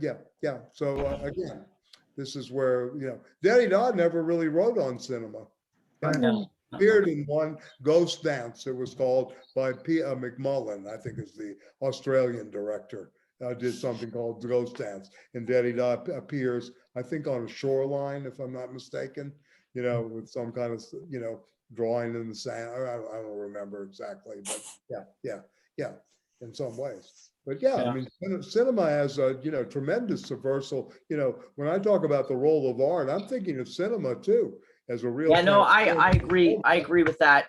I find that with America particularly, and this is maybe just a rant, but I find that, I mean, what he's also trying to do is import a kind of educational framework so we can understand cinema. And I find that Americans particularly seem to kind of minimize the value of cinema and don't even call it cinema, going to the movies. It's a kind of trivialization of the meaning of the film. And so I certainly think that there's a critique to be had, but I don't think it happens that often within cinema. So, yeah. Right. Yeah. Well, anyway, I mean, we have, what's that idiot's name in Arizona, that senator, and Spain has this very lovely, articulate person who's the Secretary of Labor from United Podemos. There's a very different educational apparatus at work here. It's stark. It's really a shame. Yeah. What's come down. And of course, we can go through a whole analysis of the past 40 years in education. I mean, what's happened? Everything from the accumulation of student debt, the new financialization, that moment in the United States. I mean, these kids in, Canada, where I am, they don't have debt like this. They have time to study, not to worry. right, yeah, in many ways, right, yeah, etc. And there's still some core left, with a lot of these places. And the only thing, you're getting this increase in elitism. This is what the pandemic is doing. Enrollment is tremendously down at community colleges at CUNY and across the board at CUNY, which is in New York City, the working class institution, if you will. It's still, semi-affordable education, but it's way down because of the pandemic. I mean, students are catching on. Why should I pay money for this? Yeah. I mean, I can get a job, with delivering from Amazon or using an Uber, put some money away, right? Then I can get Peter Thiel to give me money to not go to college, right? Et cetera. These are the games that are being played out there, right? In some ways. So I think we have to displace a lot of our, own or set aside, if you will, suspend a lot of our judgments on this, in terms of the education. And yeah, I mean, a good education includes cinema. Yeah, I mean, absolutely. Yeah. And speaking of cinema, Terrence Malick actually, translated, Heidegger. Right. Yeah. Right. Yeah. So it's pretty amazing, when you get good filmmakers that have the Hollywood budget or part of the Hollywood budget, right? That they have that background, they can produce something like a Badlands or like a dissertation. Yeah. I took an online class with Dreyfus, Herbert Dreyfus, at UC Berkeley on being in time. Yeah. And Malick was a student of his. Yes. And what he talked about, Malick got a Fulbright scholarship to study under, who's the linguistic, Quine, I think, at Oxford or something like that. And what he wanted to do is to essentially bring in American linguistic philosophy with Heidegger. And he was told, we don't do that here. And he quit, he went back and he became a filmmaker. Luckily, yeah, I don't blame him. Word and object was translated to image and sound. Yeah. right. Yeah. I mean, that's the good joke there. Yeah. Radical translatability took the form of, the transcendental, ego in terms of cinematic consciousness in many ways. Yeah, no, I mean, look, this is very powerful stuff. Let me just go to page 59. I'm sorry to read so much, but I think it's good to hear Stiegler's voice again. He goes on page 59, a recapitulation of this chapter might declare that consciousness is a flux. Okay, keep that in mind. All things are in flux. Elementary Heraclitus, right? Yep. The protean nature of flux.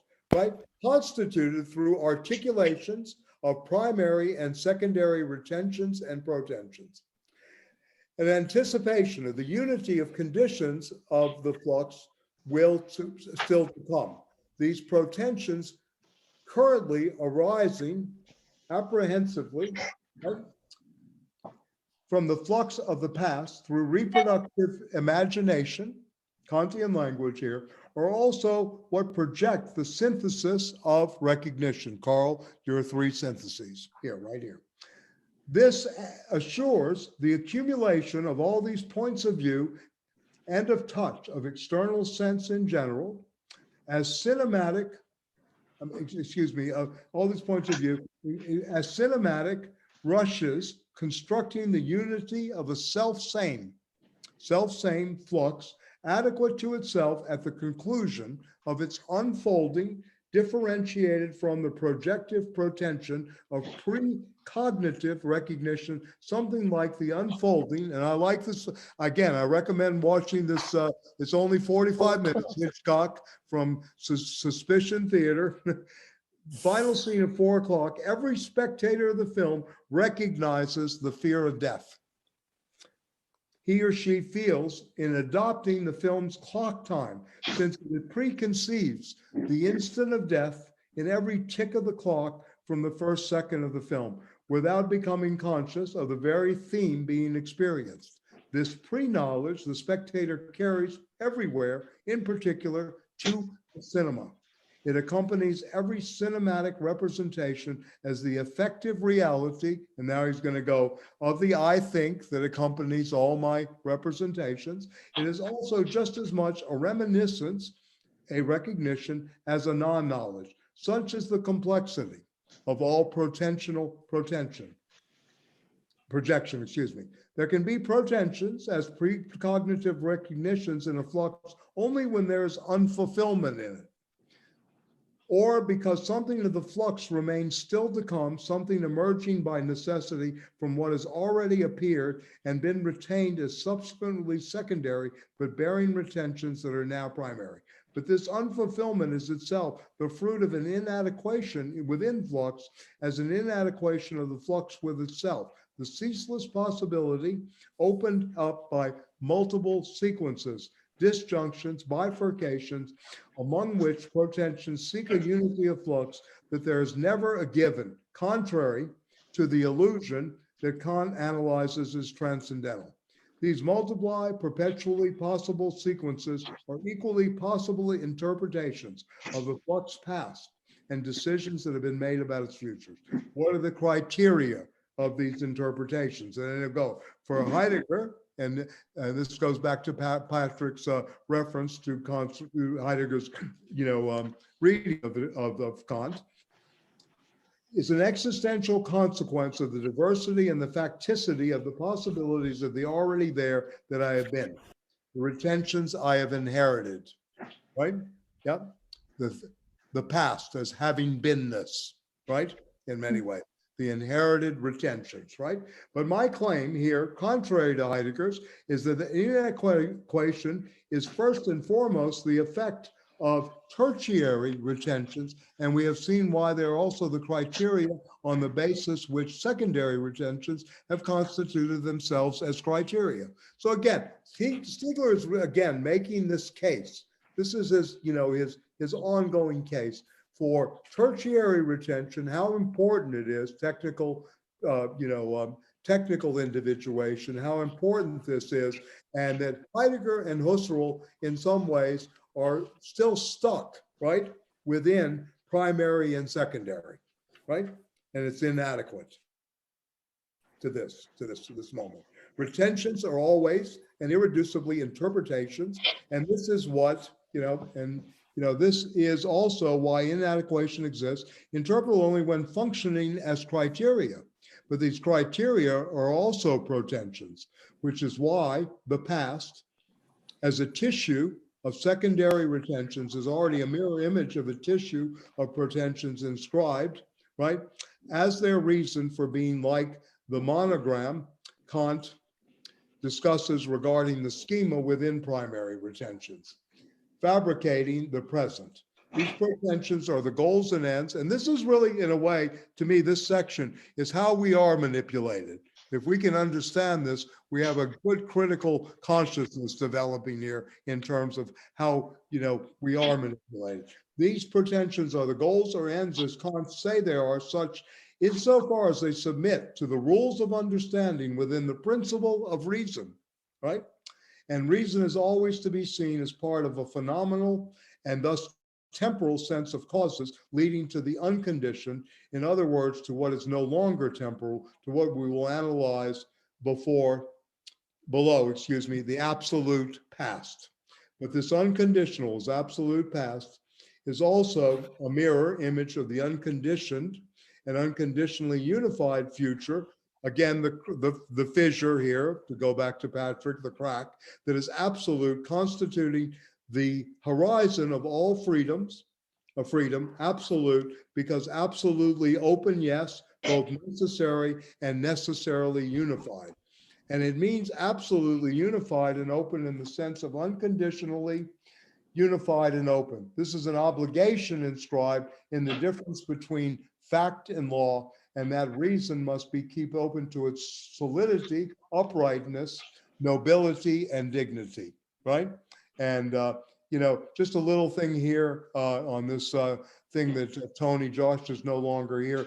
the thing we did, revolution in the viral scene. We have a section on standing upright. That's a Kantian position, and dignity. That may be necessary at this point of revolutionary obligation, revolutionary duty. We can, talk about that more. I'm not so against Kant. I think that there are a lot of things there that could be used today in a sense. So anyway, the selections from primary retentions that I make from my secondary retentions are, however, themselves subjected to the process of selection issuing from a past. And this is important, that I have not lived, very, very crucial, but rather inherited as tertiary retentions, constructing the world in which I live and that I adopt, a world in which the rapport between the unconditioned and the unconditional is translated by behaviors inscribed as a system of tertiary retentions,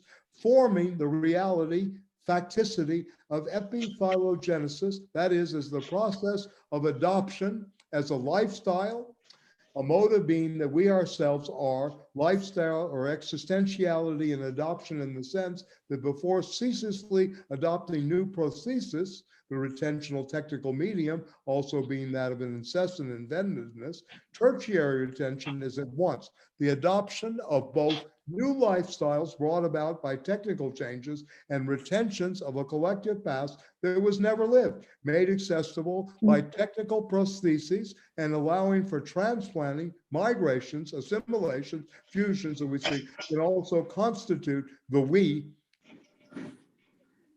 of an identificatory cinema. My stream of consciousness joins together with past streams of consciousness, including my own, made accessible to me through tertiary retentions in various more or less fragmentary conditions.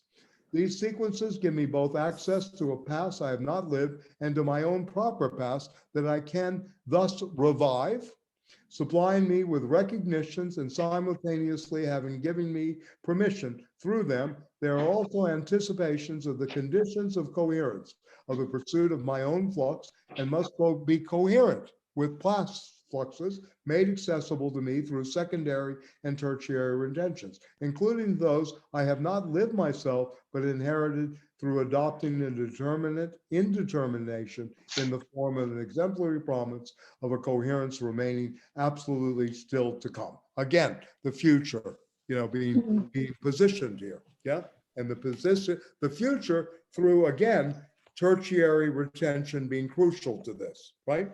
Added to the Heideggerian notion of the inherited past, or the Heideggerian movement of time, right? Which you have the line of the now, the future, that is like kind of a catapult from the originary, moment, right?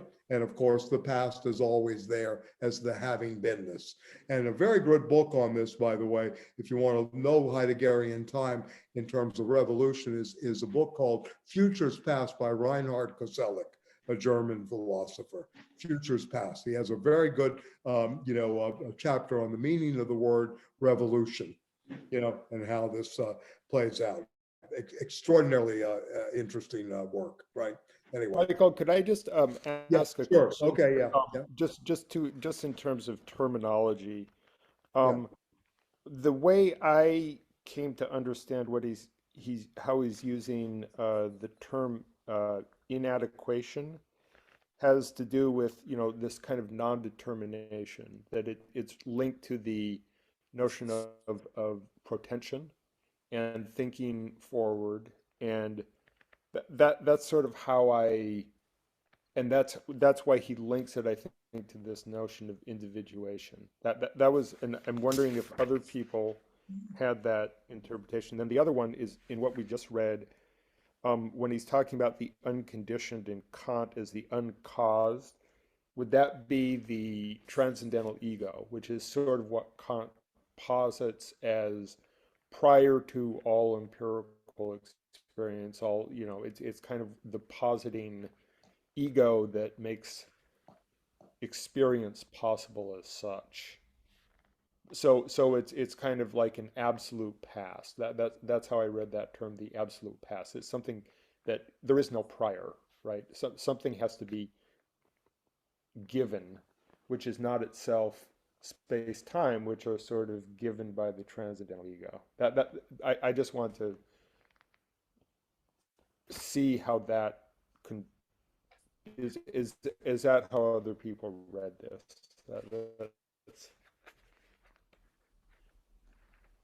Yeah, I'm all ears. Yeah, anyway, adequate is usually based on the adequation of the object, right? Is it an adequate object to the subject? That's how philosophical language usually talks about adequation in that way, right?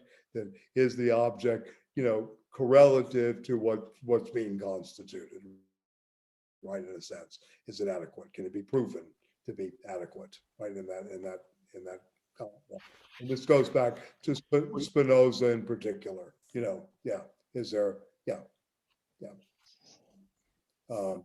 So I mean, yeah, but I'm just wondering what is the, given what Stiegler's trying to do, what is the question you're really trying to ask, beyond the term? Oh, I just want to make sure that he uses a lot of, at times, particularly in the Lost Spirit of Capitalism, there's a certain amount of jargon, but yeah, he's using terms, I think, in very specific ways. And I think it's important not to just kind of gloss over his words in that sense. Like what does he mean by inadequation? It's that term comes up again and again and again. I think go back to the schematism. Yeah, the schematism is a relationship between concept and reality. Yeah, right. Exactly. And how we're able to, and you can go to Spinoza, but you can go back in the Middle Ages, in adequatio intellectus et re, basically an adequation between mind and reality. And it has a long tradition in philosophy. Yeah. And Kant's just kind of reformulating it. The notion of what was it? The second question was about time. Or an absolute beginning. The unconditioned. No, the unconditioned. The unconditioned. Yeah, and sort of the absolute as the uncaused. I would interpret that as what is not itself caused, because causality and all those notions are an effect of space-time and schema. Yeah, I'm. Where's the specific path? Where on the page? What page? Page 60, and these pretensions are the goals and ends, Kant says, and then the series causes leading to the unconditioned, in other words, to what is no longer temporal. This unconditioned as absolute past is also a mirror image of the unconditioned future. So I was just trying to kind of unpack what he's arguing. Again, it seems like the unconditioned, the way I actually uses that term is, that there is something that's unconditioned, that's prior to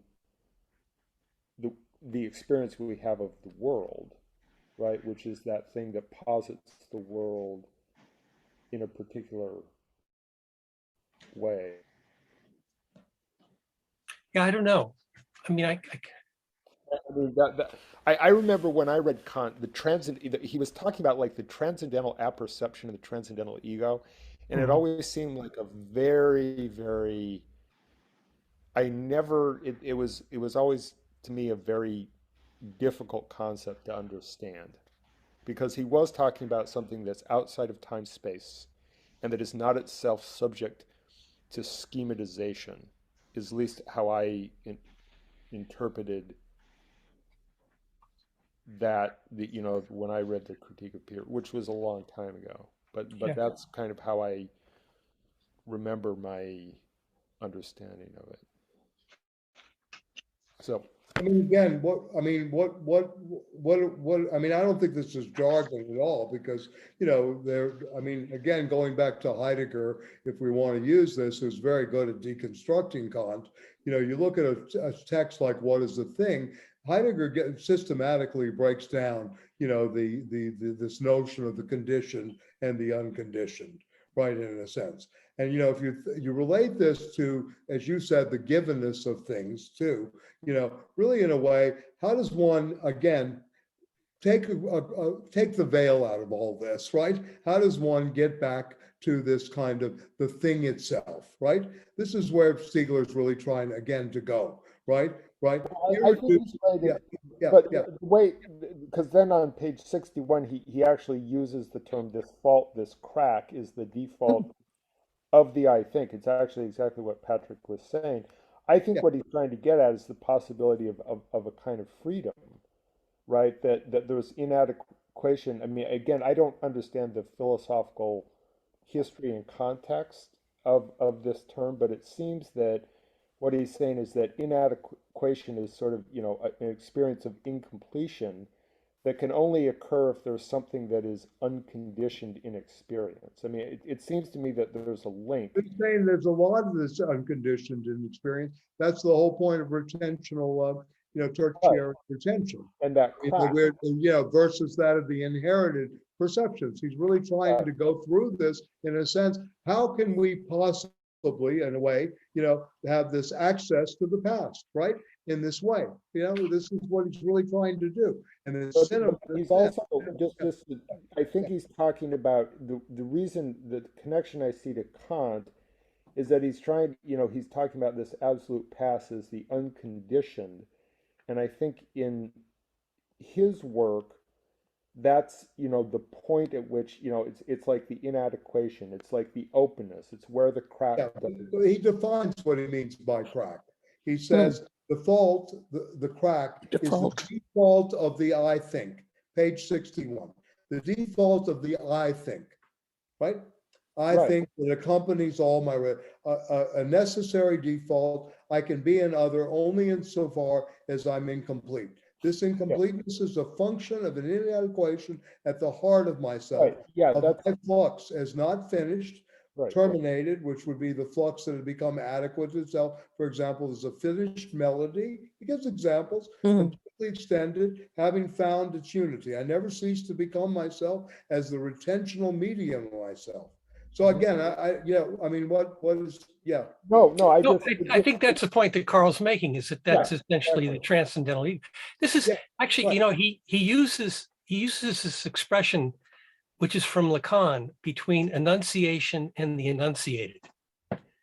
And in Lacan, it's about the fact that there is this element of freedom at the level of the unconscious for Lacan, where when we speak, we never know what we are going to say.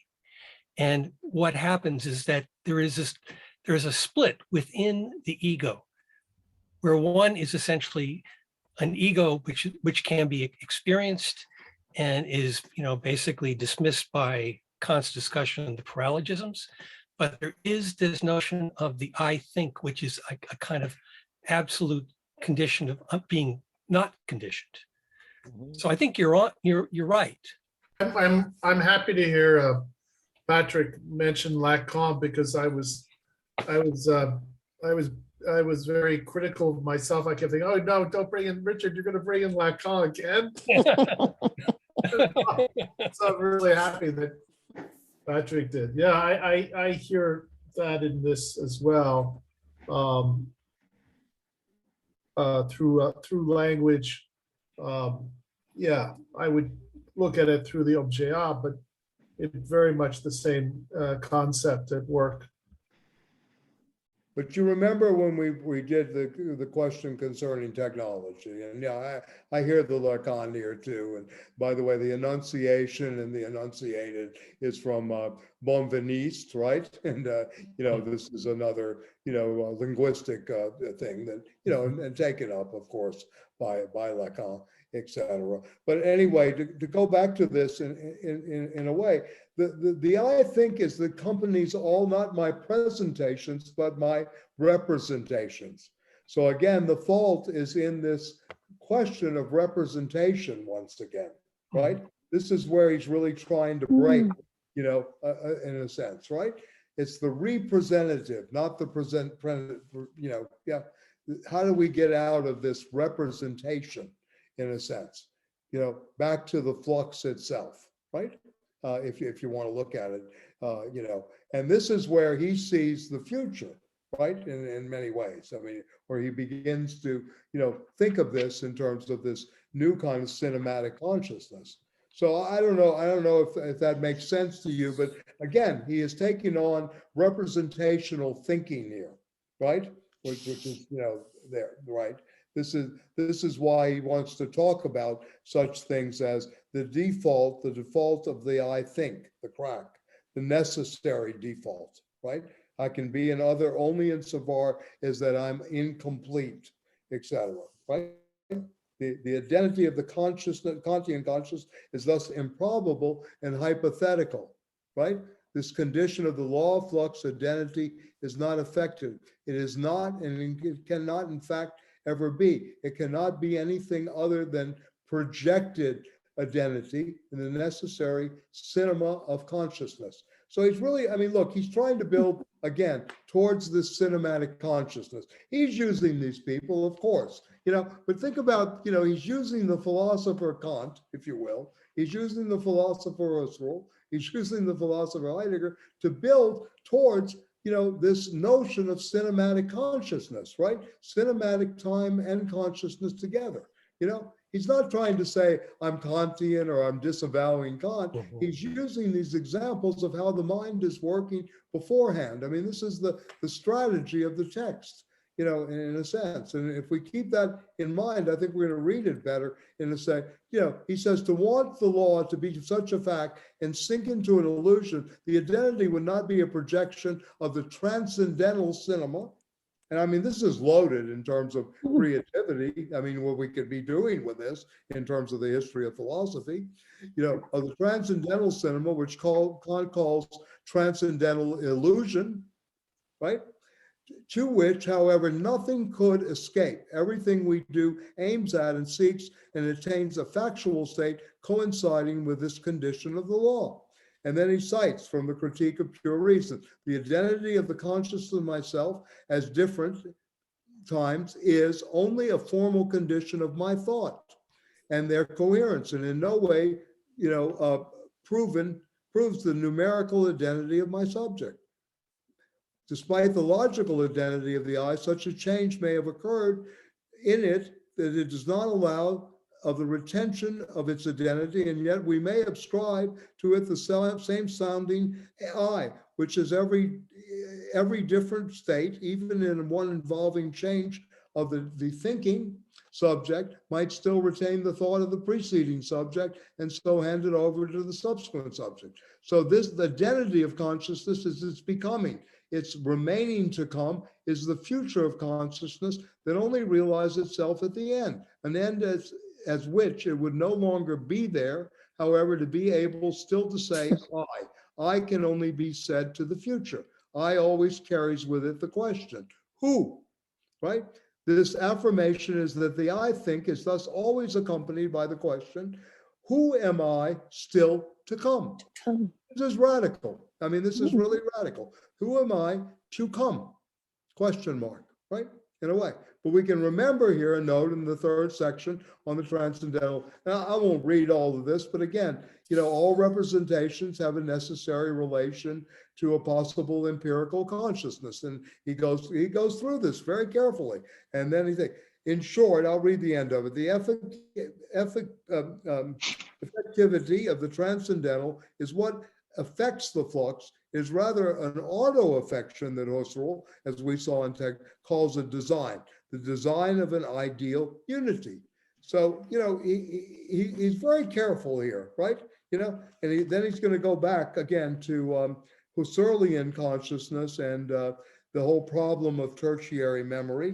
So again, this is again a long dialogue with three German philosophers: Kant, the Critique, the I think that accompanies all representations that we talked about, the schematism and cinematic consciousness, how that works, as well as the Husserlian notion of primary and secondary protension and retention, you know, and how does this work in cinema, and then how ultimately does this produce, if you will, in Stiegler's case, because he's again trying to build up he's trying to build up once again this cinematic consciousness. This is an exercise in concept formation, if you will, a new term, you know, to bring up. That he's being very careful with, right? And it to me, it just kind of, it reinforces that in some ways, I guess another way you could put this is that the Kantian transcendental ego is transformed into the tertiary retention in some sense, that in a certain way. Maybe that takes away somewhat from the materiality of the 19th century. Right, since Kant's dead in 1804. So anyway, yeah, I mean, you know, maybe he's anticipating that, yeah, in some ways. Let me just go to one other point here. I mean, you know, I don't want to belabor this. We can go back to it next. I mean, we have time, I guess. You know, anyway, the general equivalence. This is page 77. The general equivalence, money, as the basic requirement for capital and for a market in which, through the cultural industry, the time of consciousness has itself become merchandise or commodified, right, is a condition of the general equivalence of a primary secondary time in its tertiary, manipulable, storable, exchangeable, and thus saleable spatializations. A great weakness of Marx's project, he did not think through this capitalistic question of retentions, especially within the context of an age of numeric culture industries that would become the very sector controlling the industrial future in general, whereas whether it can be called the new economy or not. From the industrial future of culture, consciousness itself is for sale. We could vehemently denounce the barbaric degeneration in that fact, in that monstrous state, but it is actually only the consequence of the finitude of the flux of consciousness in general and of their originary prostheticity.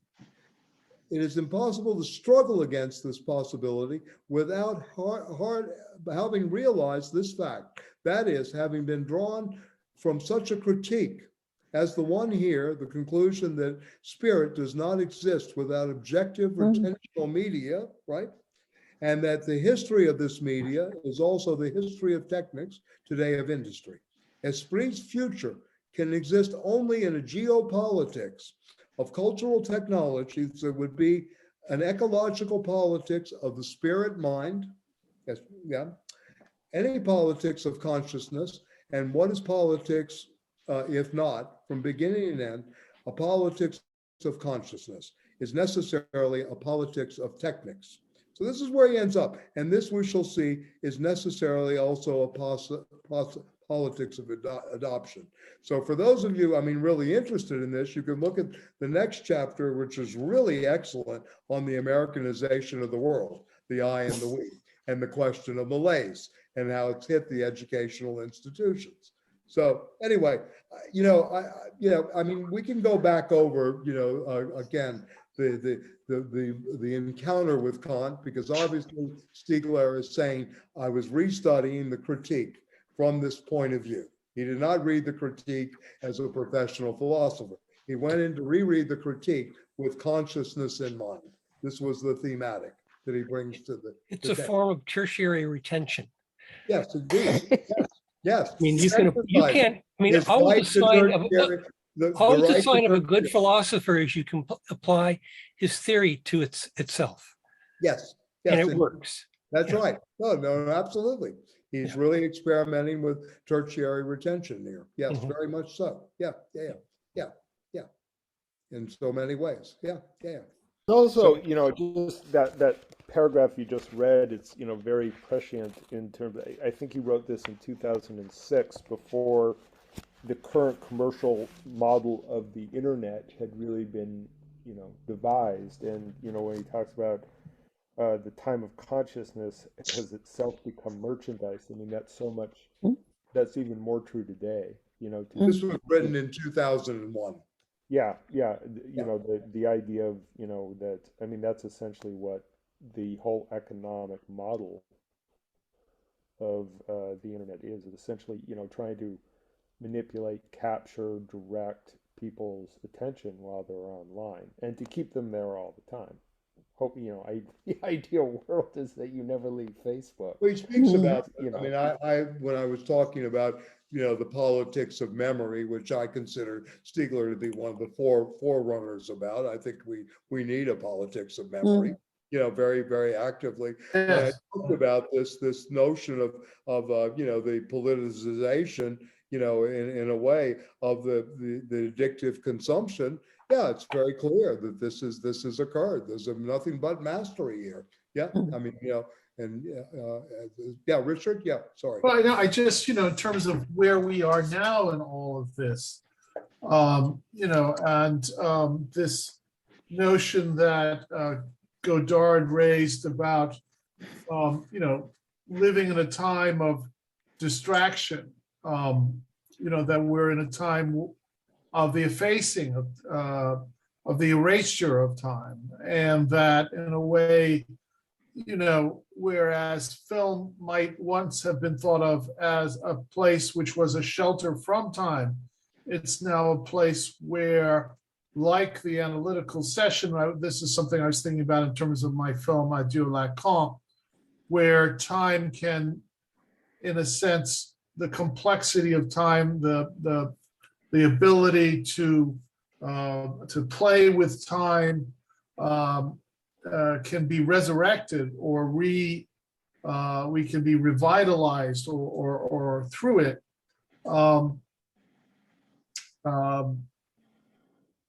Just think about this now in terms of that's why we say we need a politics of memory. In a way, it's would you agree that now is a time of distraction, of forgetting in a certain way, of a certain kind of, and then time is recalled in a kind of very uniform, a very almost like factory produced, right? Very homogenized, right? Very homogenized, yeah. And synchronized, as I mentioned earlier on. Right. That seems to be sort of the enemy here when you really start to think about this. And, what is the political task? I mean, is it in demonstrations? Yeah, maybe a little bit, but, what is the real resistance about at this point? Isn't it about remembering, right? I mean, in the real strong sense of remembering, repeating, and working through at one level in the psychoanalytic, certainly in the more orthodox Freudian view, or Freudian Lacanian view, the working through to be able to, the sublimation, is that really there anymore, right? In a sense, what is sublimation today? The kind of withdrawal of the artisanal, the hand is no longer operative. It's really the finger that's moving here. One of the reasons to bring up the camera in Godard, is a handheld object. It's an extension of the hand, right? In some ways. And, we could certainly talk about that as well. So, I mean, to me, it seems like if there is to be a future, you're right. I mean, we've forgotten the question of desire, which is, part of the anti-Oedipus reading, and the question, the ethical question of psychoanalysis. You go to the analyst, says, what do you want? And, but you don't know. This is another thing that's really happening today, in a sense. People don't know really what they want. They want 30 jobs, this generation that comes out of Yale and Harvard. They want to be able to move around from place to place. There's a kind of homelessness in the workplace, right? That is operative. There's no more of that consistency. So there's so many issues that I think are being raised here in some ways. And I think you're right. I mean, you could read tertiary retention as the industrialized unconscious, right? Yeah. the industrialized unconscious, if you want to Yeah, think it of, seems like or a hyper-industrialized unconscious that is moved and then is then produced and reproduced, and Hollywood is trying to master this, as do the streaming services, as are all of these things. But yeah, and I really do believe that the emphasis upon seeing, right, versus hearing is so much out there. This is another reason to read Optical Media of Kittler. It's so dominant the way people are constituted, right, in so many ways, because most people don't have time to really sit down and eat a good dinner slowly, right? Most people don't, they don't take that time. A certain part of the bourgeoisie and certain, sophisticated members of the radical left still know how to cook or, really enjoy a meal and have a good conversation. But this is very few and far between right now. In a way, he's looking again. Heidegger and Adorno shared a horror in different ways of the massification of culture, and I think this is another thing that obviously Stiegler is about too, in a way. But he sees use in it, right? In a sense that it could be the future liberation, if you want to use that language, or at least it opens up a futurity. As Patrick was saying earlier, a crack or a fissure in this moment, in this system of being inside the machine or being so captured by it, right? So we're ensnared. This is the point. I mean, this is Heidegger really, in a sense, we're totally ensnared, right? We're enframed and ensnared in this in a certain way. And Stiegler is trying to work, I think, in his way out through, this kind of new thinking about, the technological as technical, right? He's going to a very different level here, that this could be that moment where Heidegger was saying where the greatest danger is may be the clearing, right? May be the clearing. It seems like another way, Richard, when you were talking, something that I thought about is, also this notion of, I think particularly with social media and digitization of everything, and the kind of collapse of temporality into this instantaneous present that, and in some sense, it's sort of the collapse of the dichronic into the synchronic. Right. And it seems like it relates to, what Stiegler is trying to do is sort of reopen that moment. If we want to think of him today, with the newer technologies, it's kind of like, how do we stretch that back apart? Yeah, Tarkovsky, who would call cinema sculpting with time. Yeah. And if you think of, Citizen Kane, who sits down to have breakfast with his wife, and 30 years pass during the same breakfast by the camera just going back from one character to another. This playing with time and thinking about and playfulness, creativity within time, that gets kind of erased under a sense of constant pressure. I even hesitate to call it the present, but erasure of time in a sense. And also, it's interesting to think about the way these thinkers evoke, that it speaks through me. It's not me who's speaking, it's speaking through me, which, I always hear in that Homer, both the Iliad and the Odyssey, which start with, you ask the poet, is really, it speaks through me. I'm here, and if I'm lucky, I'll catch the vibe, and I'll bring it out to you. Yeah. Versus constantly, versus this constant being pushed back onto the identity politics in terms of which reproduces this sense of me, a sense of I, me, I hadn't thought about it until today, but as we've been speaking and I've been listening, but the way that pushes you back into a certain formation of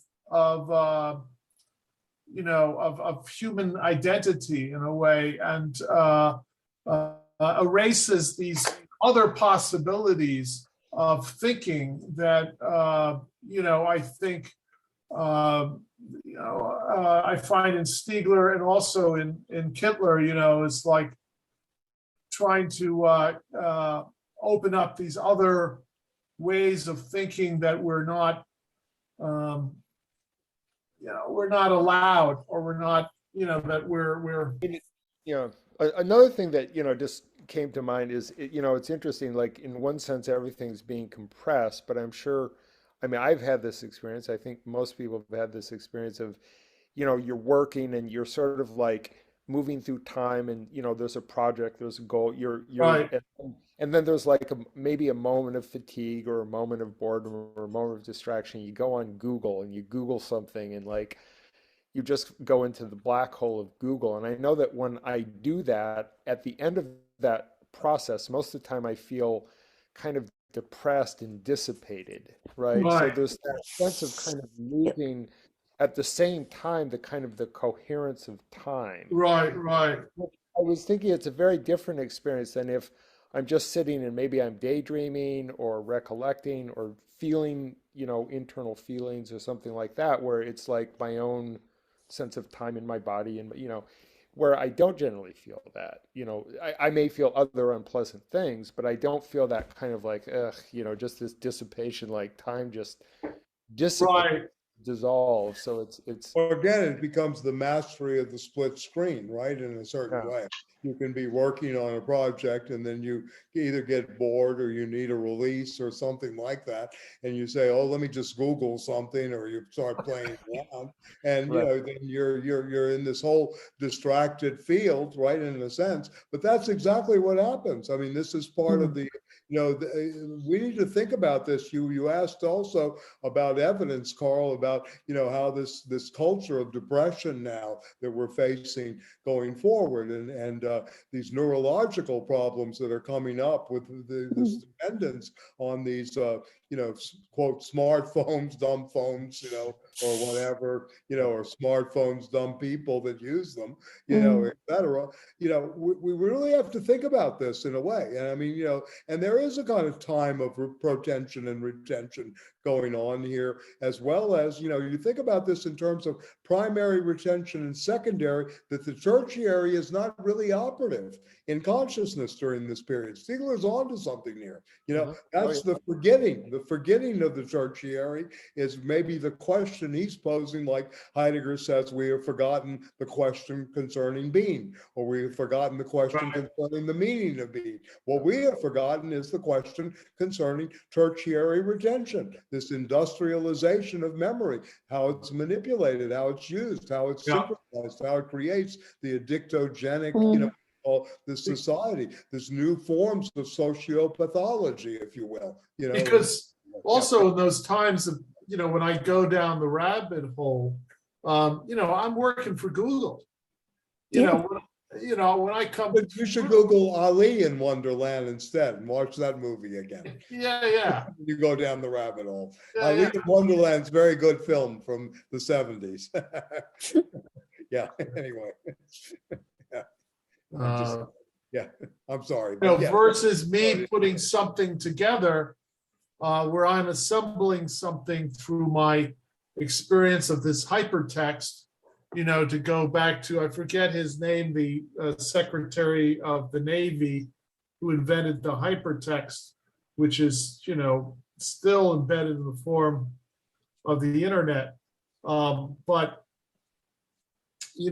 at some point I'm just, I'm in my distraction, I'm being tracked, being Again, I'm being employed by totally ripped off. You're being deployed. Yeah. Militarized and deployed in a certain way. Stiegler talks about this as pharmacon. Yes. And he says this Google, that's an example of toxicity. Right. But he also says that there is a positive element. Yes. And that takes us into Simondon and the notion of technique. And I don't think we're going to be able to get there in term this term with you, Michael, maybe in the next term. Yeah, sure. Of But course. Yeah. if you could point us in the direction, maybe in some note that you Okay. send out with the next Okay. thing. Yeah, no problem. Because Yeah. I'm interested in pursuing the notion of technology further with Yeah. seminal. I am too, and I may do. I mean, I'm obligated, and I need to do this for my own sanity too. To do Aronowitz's Crisis in Historical Materialism, which will be interesting. It's a very question about leftist consciousness, but I would like to continue on this. I think this is really where we are, and this is the kind of stuff we really have to talk about. And speaking of the pharmacon. I mean, I kind of reduced the pharmacon to two moments. Yes, you're absolutely right. The poison, the toxicity, and remedy for that toxicity. But also the pharmacon has power. This is something we forget. The power versus that of its self-destructiveness. And that might be a way to look at it in terms of a more psychopathology, if you will. There's a power in the pharmacon as as well as the self-destructiveness. Yeah. Well, in this, the other one we read, he talks about this on page 85, and the pharmacon, and then it's both poison and remedy. And then there's this just fascinating. I love this where he's talking about addictions, and addictions are not necessarily. I mean, they're kind of pathological, but if that's the case, then all human bonding is, in some sense, pathological, right? Because the basic form of addiction is love. Polymorphous, perverse, So it's kind of like, I mean, we have to accept it. Yep. I mean, who's going for Christian purity here or whatever? Purity. Yeah, exactly. But I love this. I love this. I thought it was just great, and then then the pharmaca as sort of the treatment. I mean, if you're interested in going deeper, that comes from the Phaedrus, by the way, of Plato, the dialogue, and it is the debate about the writing and rhetoric, the writing subject versus the speaking subject. There's an essay by Derrida, basically on the pharmacon. Yes. So Derrida, Plato's Pharmacy is the title of the piece we did in Telkel that was republished in a book called Dissemination. Yeah. And it seems like, based on, what you were saying earlier about where he went with this, and it seems like he is posing politics as a kind of therapeutics, or therapeutics should be, and it seems to me on some level that that's another way he's really onto something, is that, the language we use today is so therapeutically enmeshed, and that a politic that could mobilize people would have to, I think, activate the very things that capitalism is so good at activating: the desire, to feel better, essentially, reduced to its, simple. And so it seems like that is interesting to me, like, the idea of therapeutics and pharmaca in that sense. Now I'm trying to remember the long footnote he has on the therapeutic. I think I can find it. Maybe I missed it. I think it may be in another book, but I'll find it for next week. Yeah, I'd love to. It's again one of the. Yes, it's in the introduction. It's on page 93 in the footnotes of the earlier book, The Lost Spirit of Capitalism. And again, I'm very prejudiced, Richard and I. The Greeks were from another planet. I mean, the shit they were figuring out back then, I mean, it's pretty amazing, in some ways. When you go back and read this stuff, you got to praise Heidegger for taking us there. It's something else, Yeah. I mean, it's really something from everywhere, from Cleanthes and Solon all the way through Aristotle. Pretty magnificent stuff, the pre-Socratics and everything that was being figured out. But anyway, footnote 4, therapeutis, the servant or worshiper of a god, one who cares, a doctor. A therapeutikos, to take care of, obliging, helpful, devoted to religious service, the art of taking care. And therapeutikos, with eagerness or kindness. Therapeutos, that can be cultivated, curable, right? Therapeutos, religious. Therapeutio, take care, to serve, to nurture, solicitude, honor the gods or the parents, perform service in a temple, care for cult objects, cultivate the land. So anyway, it's a pretty broad concept, this therapeutic and this economy of care that where he's going. And I think it's very interesting. And I just want to remark, I have a friend who should have been teaching all these years. He's probably one of the great logicians in North America, but he, decided to be a man of the land and cultivates, and he paints and kind of lives as a hermit. And, he used to work at the Museum of Modern Art, and he taught symbolic logic, as expert on godly fragma and Husserl, and natural language and, the logic. But anyway, he really keeps up with stuff. He's told me about two 13-year-olds or one 13 and 14-year-old in France, that they've gone back to artisanal production. That this kid has a whole carpentry business, is expert in making cabinets and all this, that there's this movement back towards the handicraft, towards the artisanal production. Another one, the 14-year-old bakery, is loving to bake and has his own bakery. So this is a new experience in a sense that maybe in some ways we need to rethink schools. Why would people go to school to get service trained at this point? Why all this money to learn how to, take someone's temperature in a hospital or interpret a machine on the wall? I mean, what are we doing, in a sense? So maybe the part of the therapeutic would be to cultivate, again, this kind of new way of educating, right? Can we bring this around? I'm not sure, but anyway, I always looked at philosophy as a lifetime apprenticeship. This is what it is, like the old guilds, right? In a way, you're always thinking, as Patrick was saying, you're self-reflecting 1781 to 1787, in my case 68 till 2022, etc. So, and revising and rethinking and all this and trying to craft something. So we're really in a very deep shit, in many ways. Yeah, it's interesting. Like two of there's my no plan. And Stiegler's right about the notion of proletarianization. We don't know how to make, I mean, we don't know how to make anymore. Richard knows how to make a film, which is, part of that artisanal craft that's operative, but very few people have this ability. They may know how to use the camera, but they really know the processes of making. And Stiegler's claim is we don't know how to live. And this is the politics. Politics is really about the art of living too, as well. I mean, it's very much that way. It's not only the Aristotelian notion of citizenship and all this. Very important. Please. No, just the relation of technology. I hear much more technology as a possibility. This thing about pharmacon, the relation of politics to technology, to me, I mean, because they're both techne, right? Politics is a techne. Yes. Suddenly seems to me to be a very fruitful place to think about.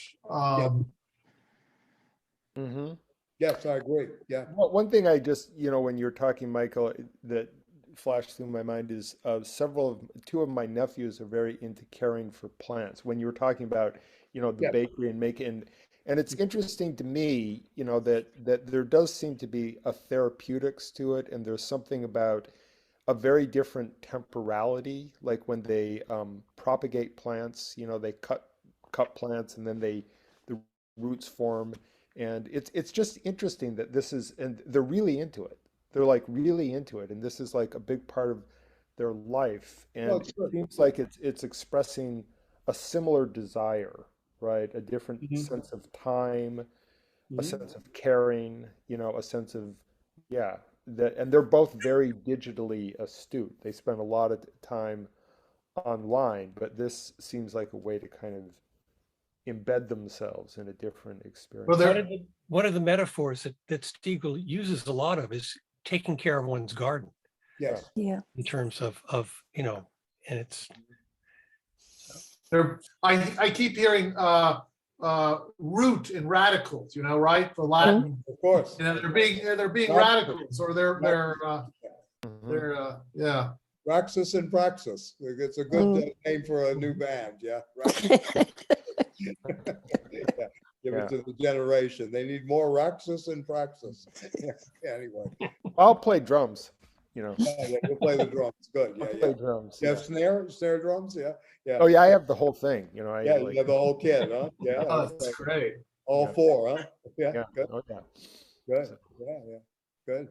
Yeah. Okay. So, I mean, I don't know. I mean, we can, go to Kittler next week. Yeah. I think it's very, very interesting stuff. He's very different. He's very Heideggerian, by the way, too. I think a little more, less polemical with Heidegger. And, Stiegler, it's engaged. So Stiegler's always engaged. But I thought, that I put out the reading. I do recommend looking at the theoretical presuppositions. He's very careful, right? Here in terms of, he has very good stuff going on in the beginning, and again, this person Claude Shannon is worth thinking about, the mathematical, very, very important to this thinker, to Kittler and others.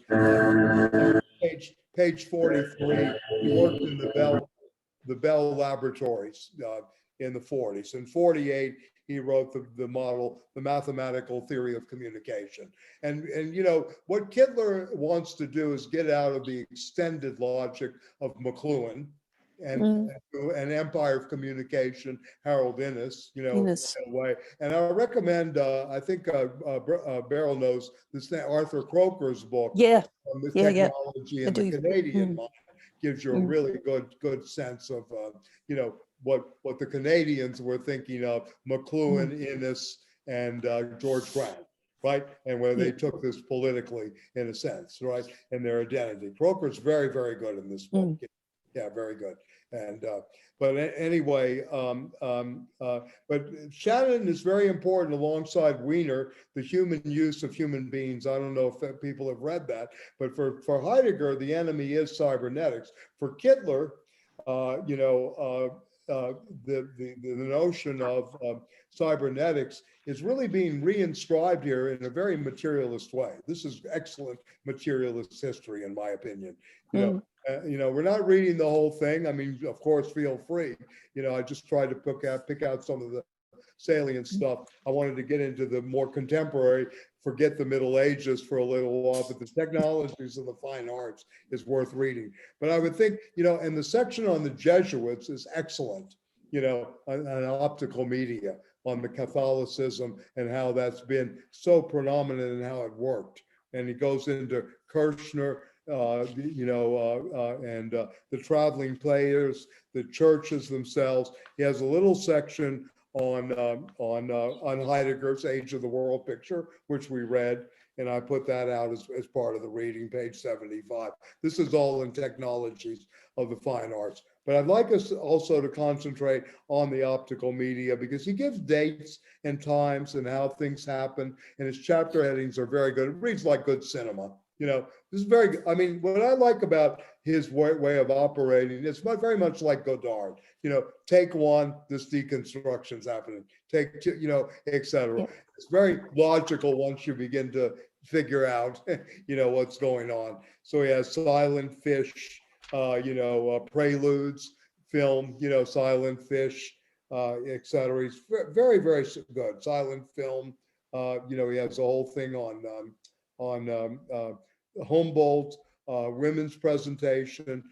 He goes back to Junger, Lieutenant Ernst Junger, Heidegger's friend, on the line, and total mobilization. So I think it'll be enjoyable. It's different. Yep. It's very different than Stiegler, and certainly much different than Heidegger and Benjamin. So, but he was a kind of a cult figure in Germany, at Berlin. These are the Berlin lectures of 1999. He died, I think, 2011. Kittler, early, too, like Stiegler. But to me, they were the two most interesting characters that kind of came out of, the media and philosophical studies. Right. Michael, just in terms of the readings that you want us to focus on, are they like posted like on the? Matt sent out a thing with the actual readings and the pages. Oh, okay. I can send that again. Yeah, but it was sent Yeah, out. that would be good. Yeah.